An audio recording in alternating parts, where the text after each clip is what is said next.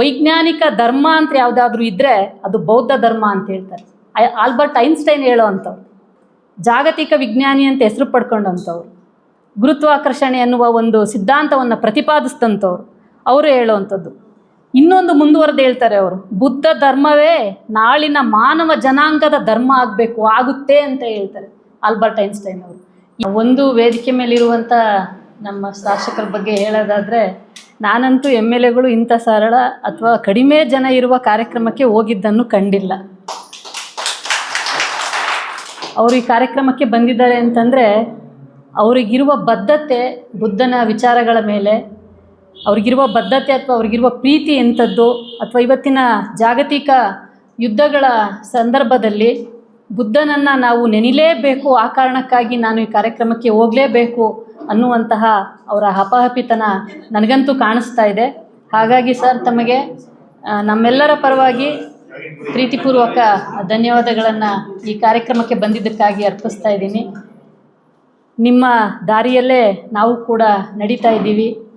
ಬುದ್ಧ ಗುರುವಿನ ಸಂದೇಶವನ್ನು ಇಡೀ ಜಗತ್ತಿಗೆ ಸಾರಬೇಕು ಅನ್ನೋದೇ ನಮ್ಮ ಉದ್ದೇಶ, ನಮ್ಮ ಕೇಂದ್ರದ ಅಂಬೇಡ್ಕರ್ ಅಧ್ಯಯನ ಕೇಂದ್ರದ ಉದ್ದೇಶವೂ ಕೂಡ ಹೌದು. ಇವತ್ತಿನ ಕಾರ್ಯಕ್ರಮದ ವಿಷಯ ಬುದ್ಧಕ್ಕೆ ಪರಿಹಾರ ಬುದ್ಧ ಅನ್ನುವಂಥ ಈ ಕಾರ್ಯಕ್ರಮ. ಇವತ್ತು ಜಗತ್ತನ್ನು ಪ್ರಭಾವಿಸಿದಂತಹ 2 ಮಹಾನ್ ತತ್ವಜ್ಞಾನಗಳನ್ನು ಪ್ರತಿನಿಧಿಸುವಂತಹ ದಿನ ಇವತ್ತು. 2 ಮಹಾನ್ ತತ್ವಜ್ಞಾನಗಳು ಅಂದರೆ ಗ್ರೇಟ್ ಫಿಲಾಸಫಿ. ಬುದ್ಧಿಸಮ್ ಒಂದು ಗ್ರೇಟ್ ಫಿಲಾಸಫಿ ಆದರೆ ಮಾರ್ಕ್ಸಿಸಮ್ ಒಂದು ಗ್ರೇಟ್ ಫಿಲಾಸಫಿ. ಈ 2 ಫಿಲಾಸಫಿಗಳು ಇಲ್ಲದೇ ಇರುವಂಥ ಜಗತ್ತನ್ನು ನಾವು ಕಲ್ಪಿಸ್ಕೊಳ್ಳಿಕ್ಕೆ ಸಾಧ್ಯನೇ ಇಲ್ಲದೇ ಇರುವ ಪರಿಸ್ಥಿತಿ ಬಂದಿದೆ. ಹಾಗೆ ಜಗತ್ತನ್ನು ಇವೆರಡೂ ತತ್ವಜ್ಞಾನಗಳು ಇವತ್ತು ಪ್ರಭಾವಿಸಿದ್ದಾವೆ. ಇವೆರಡೂ ತತ್ವಜ್ಞಾನಗಳು ಜಗತ್ತಿನ ಸಂಕೋಲೆಗಳನ್ನು ಕಡಿಲಿಕ್ಕಾಗಿಯೇ ಹುಟ್ಕೊಂಡಂಥವು. ಬುದ್ಧರ ತತ್ವಜ್ಞಾನ 2500 ವರ್ಷಗಳ ಹಿಂದೆ ಹುಟ್ಕೊಂಡ್ರೆ, ಮಾರ್ಕ್ಸರ ತತ್ವಜ್ಞಾನ ಅವರ ಕಮ್ಯುನಿಸ್ಟ್ ಮ್ಯಾನಿಫೆಸ್ಟೋ ಯಾವಾಗ ಬಂತೋ ಅಲ್ಲಿಂದ ನಾವು ಅದನ್ನು ಪರಿಗಣಿಸ್ತೀವಿ. 1848ರಲ್ಲಿ ಮಾರ್ಕ್ಸ್ನ ಮ್ಯಾನಿಫೆಸ್ಟೋ ಬರುತ್ತೆ, ಕಮ್ಯುನಿಸ್ಟ್ ಮ್ಯಾನಿಫೆಸ್ಟೋ. ಅಲ್ಲಿಂದ ಈಚೆಗೆ ನಾವು ಮಾರ್ಕ್ಸರ ತತ್ವಜ್ಞಾನವನ್ನು ಪರಿಗಣಿಸ್ತೀವಿ. ಈ ಜಗತ್ತಿನ ರೈತ ಕೂಲಿ ಕಾರ್ಮಿಕರ ದುಡಿಯುವ ವರ್ಗದ ದಿನವನ್ನಾಗಿ ನಾವು ಮೇ ದಿನಾಚರಣೆಯನ್ನು ಆಚರಿಸ್ತೀವಿ. 1890ರಂದು ಈ ಮೇ ದಿನಾಚರಣೆಯನ್ನು ಕಾರ್ಮಿಕರ ದಿನವನ್ನಾಗಿ ಆಚರಿಸಬೇಕು ಅಂತೇಳಿ ಘೋಷಣೆ ಮಾಡಲಾಗ್ತದೆ. ಅವತ್ತಿಂದ ಈಚೆಗೆ ನಾವು ಮೇ ದಿನಾಚರಣೆಯನ್ನು ಕೂಡ ಆಚರಣೆ ಮಾಡಿಕೊಂಡು ಬರ್ತಾ ಇದ್ದೀವಿ. ಈ 2 ತತ್ವಜ್ಞಾನಗಳನ್ನು ಈಗಾಗಲೇ ನಾನು ಹೇಳ್ದಂಗೆ ಒಂದೇ ದಿನ ಬಂದಿರುವುದು ನಿಜವಾಗಿಯೂ ವಿಶೇಷ. ಇವತ್ತು ಹೇಗಾಗಿದೆ ಅಂತಂದರೆ, ಅಂಬೇಡ್ಕರನ್ನು ಮಾರ್ಕ್ಸನ್ನು ಮುಖಾಮುಖಿಗೊಳಿಸುವಂಥ ಸಂದರ್ಭ, ಬುದ್ಧ ತತ್ವವನ್ನು ಮಾರ್ಕ್ಸ್ ತತ್ವವನ್ನು ಮುಖಾಮುಖಿಗೊಳಿಸುವಂಥ ಸಂದರ್ಭ ಇದಾಗಿದೆ. ಅವೆರಡು ಎದುರಾಳಿಗಳು ಅಂತ ಬಿಂಬಿಸ್ತಾ ಇರುವಂಥ ಇಂಥ ದುರಿತದ ಕಾಲದಲ್ಲಿ ಅವೆರಡು ಇಲ್ಲ, ಸಮನಾಗಿ ಹೋಗಬೇಕು ಅನ್ನುವಂಥ ಒಂದು ಸಂದೇಶವನ್ನು ಪ್ರಕೃತಿಯೇ ನೀಡಿದೆಯೇನೋ ಅನ್ನೋ ಹಾಗೆ ಈ ದಿನ ನಮಗೆ ಅದರಲ್ಲೂ ನನಗಂತೂ ಗೋಚರಿಸ್ತಾ ಇದೆ ಅಂತ ನಾನು ಭಾವಿಸಿದ್ದೀನಿ. ಬುದ್ಧ ಅಂದರೆ ಕರುಣೆ, ಬುದ್ಧ ಅಂದರೆ ಮೈತ್ರಿ, ಬುದ್ಧ ಅಂದರೆ ಪ್ರಜ್ಞೆ, ಬುದ್ಧ ಅಂದರೆ ಜ್ಞಾನ, ಬೆಳಕು, ವಿಚಾರ, ವಿವೇಕ, ವಿಮರ್ಶೆ, ನೀವು ಏನೆಲ್ಲವನ್ನ ಹೇಳ್ಬೋದೋ ಅದನ್ನು ಬುದ್ಧನ ಮುಂದೆ ಇಟ್ಟು ಹೇಳಿದ್ರೆ ಖಂಡಿತವಾಗಿಯೂ ಅದು ಬುದ್ಧನ ವ್ಯಕ್ತಿತ್ವಕ್ಕೆ ಒಪ್ಪುವಂಥದ್ದು. ಅಂತಹ ಒಂದು ಶ್ರೇಷ್ಠ ತತ್ವಜ್ಞಾನವನ್ನು ಬೋಧಿಸಿದಂಥವರು ಬುದ್ಧಗುರು. ಬುದ್ಧರನ್ನು ಒಪ್ಪದಿರುವಂಥ ಜನರೇ ಇಲ್ಲ ಇಡೀ ಜಗತ್ತಿನಲ್ಲಿ. ಭಾರತ ಒಂದು ಮಾತ್ರ ಅಲ್ಲ, ಬೇರೆ ಎಲ್ಲ ಜಗತ್ತಿನ ಬೇರೆ ಬೇರೆ ನೀವು ಮಹಾನ್ ವ್ಯಕ್ತಿಗಳಂತ ಕರೆಸ್ಕೊಳ್ಳೋಂಥವ್ರನ್ನೆಲ್ಲರನ್ನೂ ಕೂಡ ನಾವು ನೋಡೋದಾದರೆ ಎಲ್ಲರೂ ಕೂಡ ಬುದ್ಧರನ್ನು ಒಪ್ಪಿಯೇ ತೀರುತ್ತಾರೆ. ಅವರು ಯಾರಾದರೂ ಆಗಿರಬಹುದು. ವ್ಯಕ್ತಿಗತವಾಗಿ ಧಮ್ಮವನ್ನು ಸ್ವೀಕರಿಸದೆ ಹೋಗಬಹುದು, ಆದರೆ ಬುದ್ಧರನ್ನು ವ್ಯಕ್ತಿಗತವಾಗಿ ಒಪ್ಪುವಂಥ ತುಂಬ ದೊಡ್ಡ ಪರಂಪರೆ ನಮ್ಮ ವಿಶ್ವದಲ್ಲಿ ಇರೋವಂಥದ್ದನ್ನ ನಾವು ನೋಡ್ತೀವಿ. ಬುದ್ಧಿಜೀವಿಗಳು, ತತ್ವಜ್ಞಾನಿಗಳು, ರಾಜಕೀಯ ಮುತ್ಸದ್ದಿಗಳು, ವಿಜ್ಞಾನಿಗಳನ್ನು ಒಳಗೊಂಡಂತೆ. ವಿಜ್ಞಾನಿಗಳು ಯಾವಾಗಲೂ ಈ ಧರ್ಮ ದೇವರಿಂದ ದೂರ ಇರೋಂಥವ್ರು. ಅವರೂ ಕೂಡ ಬೌದ್ಧ ಧರ್ಮವನ್ನು ಒಪ್ಪುಕೊಳ್ಳುವಂಥ ಅನಿವಾರ್ಯತೆಯನ್ನು ಬುದ್ಧಗುರು ಇವತ್ತು ಸೃಷ್ಟಿ ಮಾಡಿದ್ದಾರೆ. ಅಥವಾ ಆ ಶಕ್ತಿ ಬುದ್ಧಗುರುವಿನ ಧಮ್ಮಕ್ಕೆ ಇದೆ. ಅದನ್ನು ನಾವು ಧರ್ಮ ಅಂತ ಕರೆಯಲ್ಲ, ಧಮ್ಮ ಅಂತ ಕರಿತೀವಿ. ಬಾಬಾ ಸಾಹೇಬರು ಅದನ್ನು ಧಮ್ಮ ಅಂತ ಕರೀತಾರೆ. ನಿಮ್ಮೆಲ್ರಿಗೂ ಗೊತ್ತಿರೋ ಹಾಗೆ ಇವತ್ತು ಬುದ್ಧ ಗುರುವಿನ ಮೂರ್ತಿಯನ್ನು ಇಟ್ಕೊಳ್ಳಿಕ್ಕೆ ಎಲ್ಲರೂ ಬಯಸ್ತಾರೆ. ಯಾರು ನಮಗೆ ಬುದ್ಧ ಗುರುವಿನ ಮೂರ್ತಿ ಬೇಡ ಅಂತ ಹೇಳಲ್ಲ. ಅವರು ಯಾವುದೇ ಧರ್ಮ ಆಗಿರ್ಬೋದು, ಯಾವುದೇ ಜಾತಿ, ಯಾವುದೇ ಪ್ರದೇಶ, ಯಾವುದೇ ಭಾಷೆ, ಇವೆಲ್ಲ ಅತೀತವಾಗಿ ಬುದ್ಧ ಗುರುವು ಎಲ್ಲರ ಮನೆ ಮನಸ್ಸುಗಳಲ್ಲಿ ಇವತ್ತು ನೆಲೆಸಿದ್ದಾರೆ. ವಿಶ್ವದಲ್ಲಿ ಹೆಚ್ಚು ಬಿಕ್ರಿಯಾಗುವಂಥ ಒಂದು ಏನಾದರೂ ಮೂರ್ತಿ ಅಂತ ಇದ್ದರೆ, ವಿಗ್ರಹ ಅಂತಿದ್ರೆ ಅದು ಬುದ್ಧ ಗುರುವಿನ ವಿಗ್ರಹ. ಯಾಕೆ ಈ ಮಟ್ಟಕ್ಕೆ ಬುದ್ಧ ಗುರುವಿನ ವಿಗ್ರಹಕ್ಕೆ ಪ್ರಚಾರ ಸಿಕ್ಕಿದೆ ಅಥವಾ ಅದು ಖರೀದಿಗೆ ಒಳಪಡ್ತಿದೆ, ಗಿಫ್ಟಾಗಿ ಬರ್ತಿದೆ ಅಂತಂದರೆ, ಬುದ್ಧ ಗುರು ಎಲ್ಲಿರ್ತಾನೋ, ಯಾವ ಮನೆಯಲ್ಲಿ, ಯಾವ ಕಚೇರಿಯಲ್ಲಿ, ಯಾವ ಕಟ್ಟಡದಲ್ಲಿ, ಯಾವ ಬೀದಿಯಲ್ಲಿ ಬುದ್ಧ ಗುರು ಸ್ಥಾಪಿತ ಆಗ್ತಾನೋ ಅಲ್ಲಿ ಶಾಂತಿ, ನೆಮ್ಮದಿ, ಸಹೋದರತ್ವ, ಸಮಾನತೆ, ಸ್ವಾತಂತ್ರ್ಯ ನೆಲೆಸಿರ್ತದೆ ಅನ್ನುವ ಒಂದು ಕಾರಣಕ್ಕಾಗಿ ಬುದ್ಧ ಗುರು ಇವತ್ತು ಇಡೀ ಜಗತ್ತನ್ನು ಆವರಿಸ್ಕೊಂಡಿದ್ದಾರೆ. ಆತನ ಕರುಣೆ, ಆತನ ಮೈತ್ರಿ ಇವೆಲ್ಲವೂ ಕೂಡ ಈ ತತ್ವ ಈ ಮಟ್ಟಕ್ಕೆ ಬೆಳಿಲಿಕ್ಕೆ, ಪ್ರಚಾರ ಪಡ್ಕೊಳ್ಳಿಕ್ಕೆ ಸಾಧ್ಯ ಆಗಿದೆ. ನೋಡಿ, ಬೌದ್ಧ ಧರ್ಮ ಪ್ರಾರಂಭವಾದಂಥ ದಿನಗಳಿಂದ ಅಥವಾ ಬೇರೆ ಯಾವುದೇ ಧರ್ಮ ಪ್ರಾರಂಭವಾದಂಥ ದಿನಗಳಿಂದ ಇಲ್ಲಿಯವರೆಗೂ ಈ ತೀವ್ರತೆಯನ್ನು ಉಳಿಸ್ಕೊಬಂದಿಲ್ಲ. ಈ ಕ್ರಿಶ್ಚಿಯಾನಿಟಿ ಆಗಿರ್ಬೋದು, ಜೈನಿಸಮ್ ಆಗಿರ್ಬೋದು, ಇಸ್ಲಾಮಿಸಮ್ ಆಗಿರ್ಬೋದು, ಅಥವಾ ಬೇರೆ ಬೇರೆ ಜಗತ್ತಲ್ಲಿ ಇರುವಂಥ ಸಂಘಟನಾತ್ಮಕ ಧರ್ಮ ಅಂತ 11 ಧರ್ಮಗಳನ್ನು ನಾವು ಗುರುತಿಸಿದ್ದೀವಿ. ಆ ಯಾವ ಧರ್ಮಗಳು ಬುದ್ಧ ಗುರುವಿನ ಧರ್ಮದಷ್ಟು ತೀವ್ರವಾಗಿ ತನ್ನ ತತ್ವಗಳನ್ನು ಇಲ್ಲಿವರೆಗೂ ಉಳಿಸ್ಕೊಂಡು ಬೆಳೆಸ್ಕೊಂಡು ಬಂದಿಲ್ಲ. ಬೌದ್ಧ ಧರ್ಮ ಮಾತ್ರ ಆ ತೀವ್ರತೆಯನ್ನು ಉಳಿಸ್ಕೊಂಡು ಬೆಳೆಸ್ಕೊಂಡು ಬಂದಿದೆ. ನಮ್ಮ ವಿಜ್ಞಾನಿಗಳು ಅಂತ ಕರ್ಕೊಳ್ಳುವಂಥ, ನಾವು ತುಂಬ ಗ್ರೇಟ್ ವಿಜ್ಞಾನಿಗಳು ಅಂತ ಕರ್ಕೊಳ್ಳುವಂಥ ಆಲ್ಬರ್ಟ್ ಐನ್ಸ್ಟೈನ್ ಅವ್ರು ಏನು ಹೇಳ್ತಾರೆ ಅಂತಂದರೆ, ಇಂದಿನ ಆಧುನಿಕ ಯುಗಕ್ಕೆ ಒಪ್ಪುವ ವೈಜ್ಞಾನಿಕ ಧರ್ಮ ಅಂತ ಯಾವುದಾದ್ರೂ ಇದ್ದರೆ ಅದು ಬೌದ್ಧ ಧರ್ಮ ಅಂತ ಹೇಳ್ತಾರೆ. ಆಲ್ಬರ್ಟ್ ಐನ್ಸ್ಟೈನ್ ಹೇಳೋ ಅಂಥವ್ರು, ಜಾಗತಿಕ ವಿಜ್ಞಾನಿ ಅಂತ ಹೆಸರು ಪಡ್ಕೊಂಡಂಥವ್ರು, ಗುರುತ್ವಾಕರ್ಷಣೆ ಅನ್ನುವ ಒಂದು ಸಿದ್ಧಾಂತವನ್ನು ಪ್ರತಿಪಾದಿಸಿದಂಥವ್ರು ಅವರು ಹೇಳುವಂಥದ್ದು. ಇನ್ನೊಂದು ಮುಂದುವರೆದು ಹೇಳ್ತಾರೆ ಅವರು, ಬುದ್ಧ ಧರ್ಮವೇ ನಾಳಿನ ಮಾನವ ಜನಾಂಗದ ಧರ್ಮ ಆಗುತ್ತೆ ಅಂತ ಹೇಳ್ತಾರೆ ಆಲ್ಬರ್ಟ್ ಐನ್ಸ್ಟೈನ್ ಅವರು. ಇದು ಇವತ್ತು ಸತ್ಯ ಆಗ್ತಿದೆ. ಯಾವ ಜಗತ್ತಿನಲ್ಲಿ ಯುದ್ಧ ಅನ್ನುವಂಥದ್ದು ಇವತ್ತು ತಾಂಡವವಾಡ್ತಿದೆಯೋ ಅಂಥ ಜಗತ್ತಿನ ಧರ್ಮ ಯಾವುದಾಗಬೇಕಪ್ಪ ಅಂತ ಹೇಳಿದ್ರೆ ಅದು ಬುದ್ಧನ ಧರ್ಮ ಆಗಬೇಕು ಅಂತ ವಿಜ್ಞಾನಿ ಹೇಳ್ತಿದ್ದಾರೆ. ಯಾವುದೋ ಧರ್ಮಗುರು ಹೇಳ್ತಾ ಇಲ್ಲ, ಬೌದ್ಧ ಭಿಕ್ಕುಗಳು ಹೇಳ್ತಾ ಇಲ್ಲ, ವಿಜ್ಞಾನಿಗಳು ಹೇಳ್ತಿರುವುದು ಬೌದ್ಧ ಧರ್ಮಕ್ಕಿರುವ ಶಕ್ತಿಯನ್ನು ಅದು ಪ್ರದರ್ಶನ ಮಾಡ್ತದೆ ಅಂಥೇಳಿ ನಾನು ಅಂದ್ಕೊಂಡಿದ್ದೀನಿ. ಇದ್ರ ಜೊತೆಗೆ ಇನ್ನೊಬ್ಬರ ಹೆಸರು ಹೇಳಬೇಕು ಇಲ್ಲಿ, ಪೆರಿಯಾರ್ ರಾಮಸ್ವಾಮಿ. ನೀವೆಲ್ಲರೂ ಅವ್ರ ಹೆಸರನ್ನು ಕೇಳಿದ್ದೀರಿ ಅಂತ ಅಂದ್ಕೊಂಡಿದ್ದೀನಿ. ತಮಿಳುನಾಡಿನವರು, ಆದರೆ ಮೂಲತಃ ಕರ್ನಾಟಕದವರು, ಚಿತ್ರದುರ್ಗದವರು. ಅವರ ಮನೆಯ ಭಾಷೆ ಕನ್ನಡವೇ ಆಗಿತ್ತು. ಅವರು ಇಲ್ಲಿಂದ ತಮಿಳುನಾಡಿಗೆ ವಲಸೆ ಹೋಗಿ ಅಲ್ಲಿ ತಮ್ಮ ಚಳುವಳಿಯನ್ನು, ತಮ್ಮ ಇಡೀ ಜೀವನವನ್ನು ಕಳೆದಂಥವ್ರು. ಅವರು ಕಟ್ಟಾ ನಾಸ್ತಿಕ. ಎಂಥ ನಾಸ್ತಿಕ ಅಂತಂದರೆ, ಈ ಗಣಪತಿ ಗೌರಿ ಹಬ್ಬದಲ್ಲಿ ಗಣಪತಿ ವಿಗ್ರಹವನ್ನು ನಡು ರೋಡಲ್ಲಿ ಒಡೆದಾಕಿ ಗಣಪತಿ ಹಬ್ಬವನ್ನು ಆಚರಣೆ ಮಾಡ್ತಿದ್ದಂಥ ನಾಸ್ತಿಕ. ಯಾವ ದೇವರನ್ನು, ಯಾವ ಧರ್ಮವನ್ನು ನಂಬದೇ ಇರುವಂಥ ನಾಸ್ತಿಕ ಬುದ್ಧ ಗುರುವನ್ನು ಒಪ್ಕೋತಾರೆ. ತಮಿಳ್ನಾಡಲ್ಲಿ ಹೊಡೆದಾಕ್ತಾ ಇದ್ರು. ಅದು ತುಂಬ ರೋಚಕವಾಗಿದೆ ಕಥೆಗಳು. ಒಂದು ತೆಂಗಿನಕಾಯಿ, ಒಂದು ಗಣಪತಿ ವಿಗ್ರಹವನ್ನು ಇಟ್ಕೊಂಡು ಎರಡನ್ನೂ ಹೊಡಿತಿದ್ರು.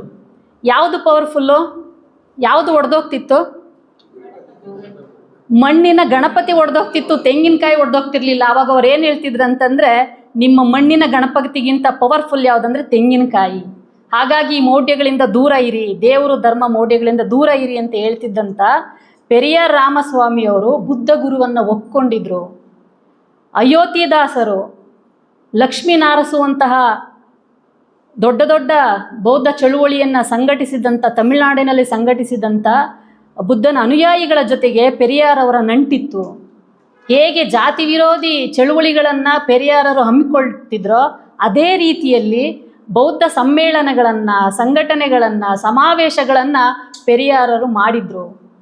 ಅವರ ಕಾಲಘಟ್ಟದಲ್ಲಿ ಸ್ವಾಭಿಮಾನದ ಚಳುವಳಿಯ ಒಂದು ಕಾರ್ಯವಾಗಿ ಬುದ್ಧ ಧರ್ಮದ ಪ್ರಚಾರವನ್ನು, ಅಂದರೆ ಧಮ್ಮದ ಅಲ್ಲ, ಬುದ್ಧನ ವ್ಯಕ್ತಿಗತ ಬೋಧನೆಗಳನ್ನು ಅವರು ಪ್ರಚಾರ ಮಾಡ್ತಾಯಿದ್ರು ಅಂತ ಹೇಳಿ. ಇದು ಇವತ್ತಿನ ಕಾಲಘಟ್ಟಕ್ಕೆ ತುಂಬ ಪ್ರಮುಖವಾದಂಥ ವಿಷಯ. ಬುದ್ಧನನ್ನು ನಾವು ಹೆಂಗೆ ನೋಡಬೇಕು ಅಂತ ಹೇಳಿದ್ರೆ, ಆತನನ್ನು ಭಗವಾನ್ ಬುದ್ಧನನ್ನಾಗಿ ಅಲ್ಲ, ಬುದ್ಧ ಗುರು, ಆತ ಗುರು, ಆತ ನಮ್ಮ ಮಾರ್ಗದಾತ, ನಮ್ಮ ಮುಕ್ತಿದಾತನಲ್ಲ. ಆತ ನಮ್ಮ ಮಹೋಪಾಧ್ಯಾಯ, ನಮ್ಮ ಟೀಚರು, ಗ್ರೇಟ್ ಟೀಚರು ಬುದ್ಧ ಗುರು. ಅದಕ್ಕೆ ಬುದ್ಧರ ಬೋಧನೆಗಳು ಅಂತ ಹೇಳ್ತೀವಿ ನಾವು. ಬುದ್ಧಿಸ್ಟ್ ರಿಲಿಜಿಯಸ್ ಅಂತ ಕರೆಯಲ್ಲ ನಾವು, ಏನಂತ ಕರಿತೀವಿ? ಬುದ್ಧಿಸಮ್ ಅಂತ ಕರಿತೀವಿ. ಅದೊಂದು ಸಿದ್ಧಾಂತ, ಅದೊಂದು ತತ್ವಜ್ಞಾನ, ಅದೊಂದು ವಾದ. ಧರ್ಮಾತೀತವಾದ, ಧರ್ಮಕ್ಕಿಂತ ಮುಂದುವರೆದಂಥ ಒಂದು ವಾದವನ್ನಾಗಿ ನಾವು ಬುದ್ಧ ಗುರುವಿನ ಬೋಧನೆಗಳನ್ನು ಇವತ್ತು ನೋಡ್ತಾ ಇದ್ದೀವಿ. ಆದರೆ ಇಂದು ಜಗತ್ತು ಈ ಯುದ್ಧದ ಕರಿನೆರಳಲ್ಲಿ ನರಳಾಡ್ತಾ ಇದೆ.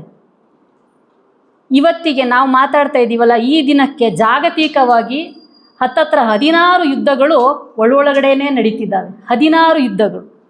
ನಮಗೆ ಗೊತ್ತಿರೋದು ಅಮೇರಿಕ, ಯುಕ್ರೇನ್, ಇರಾನ್ ಯುದ್ಧ ಮಾತ್ರನೇ ಇವತ್ತು ಫೋಕಸ್ ಆಗ್ತಿರೋದು. ಪ್ಯಾಲೆಸ್ತೇನು, ಇಸ್ರೇಲ್ ಯುದ್ಧ ಗೊತ್ತಿಲ್ಲ. ಈ ಹಿಂದೆ ಅದು ಮಸ್ಕಾಗಿ ಹೋಯಿತು. ಲೆಬಿನಾನ್, ಇಸ್ರೇಲ್ ಯುದ್ಧ ನಮಗೆ ಗೊತ್ತಿಲ್ಲ. ರಷ್ಯಾ, ಉಕ್ರೇನ್ ಯುದ್ಧ, ಅದರ ಜೊತೆಗೆ ಚೀನಾ, ಟಿಬೆಟು, ಈ ಥರ ಬೇರೆ ಬೇರೆ ಸಣ್ಣ ಪುಟ್ಟ ದೇಶಗಳ ಮೇಲೆ ಈ ಅಮೇರಿಕಾದಂತಹ ಬಂಡವಾಳಶಾಹಿ ರಾಷ್ಟ್ರ ಹೇಗೆ ತನ್ನ ಯುದ್ಧದ ನೀತಿಯನ್ನು ಅನುಸರಿಸ್ತಾ ಇದೆ ಅನ್ನುವ ಎಷ್ಟೋ ವಿಷಯಗಳು ನಮ್ಮ ಭಾರತದ ಮುಖ್ಯವಾಹಿನಿಯ ಮಾಧ್ಯಮಗಳು ನಮ್ಮ ಮುಂದಕ್ಕೆ ತರದೇ ಇಲ್ಲ. ಅವರಿಗದು ಬೇಕಾಗಿಲ್ಲ. ಅವರು ತರುವ ಮುಖ್ಯವಾಹಿನಿಯ ಮಾಧ್ಯಮಗಳು ಪ್ರಕಟಿಸುವಂಥ ವಿಷಯಗಳೇ ಬೇರೆ.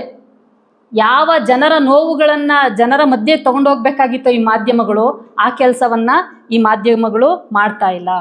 ಇಂತಹ ಯುದ್ಧಗಳೇನಿದಾವಲ್ಲ, ಈ ಯುದ್ಧಗಳನ್ನು ಹೇಗೆ ಬುದ್ಧನ ಮಾರ್ಗದಿಂದ ನಾವು ಪರಿಹರಿಸ್ಕೊಳ್ಳಿಕ್ಕೆ ಸಾಧ್ಯನಾ?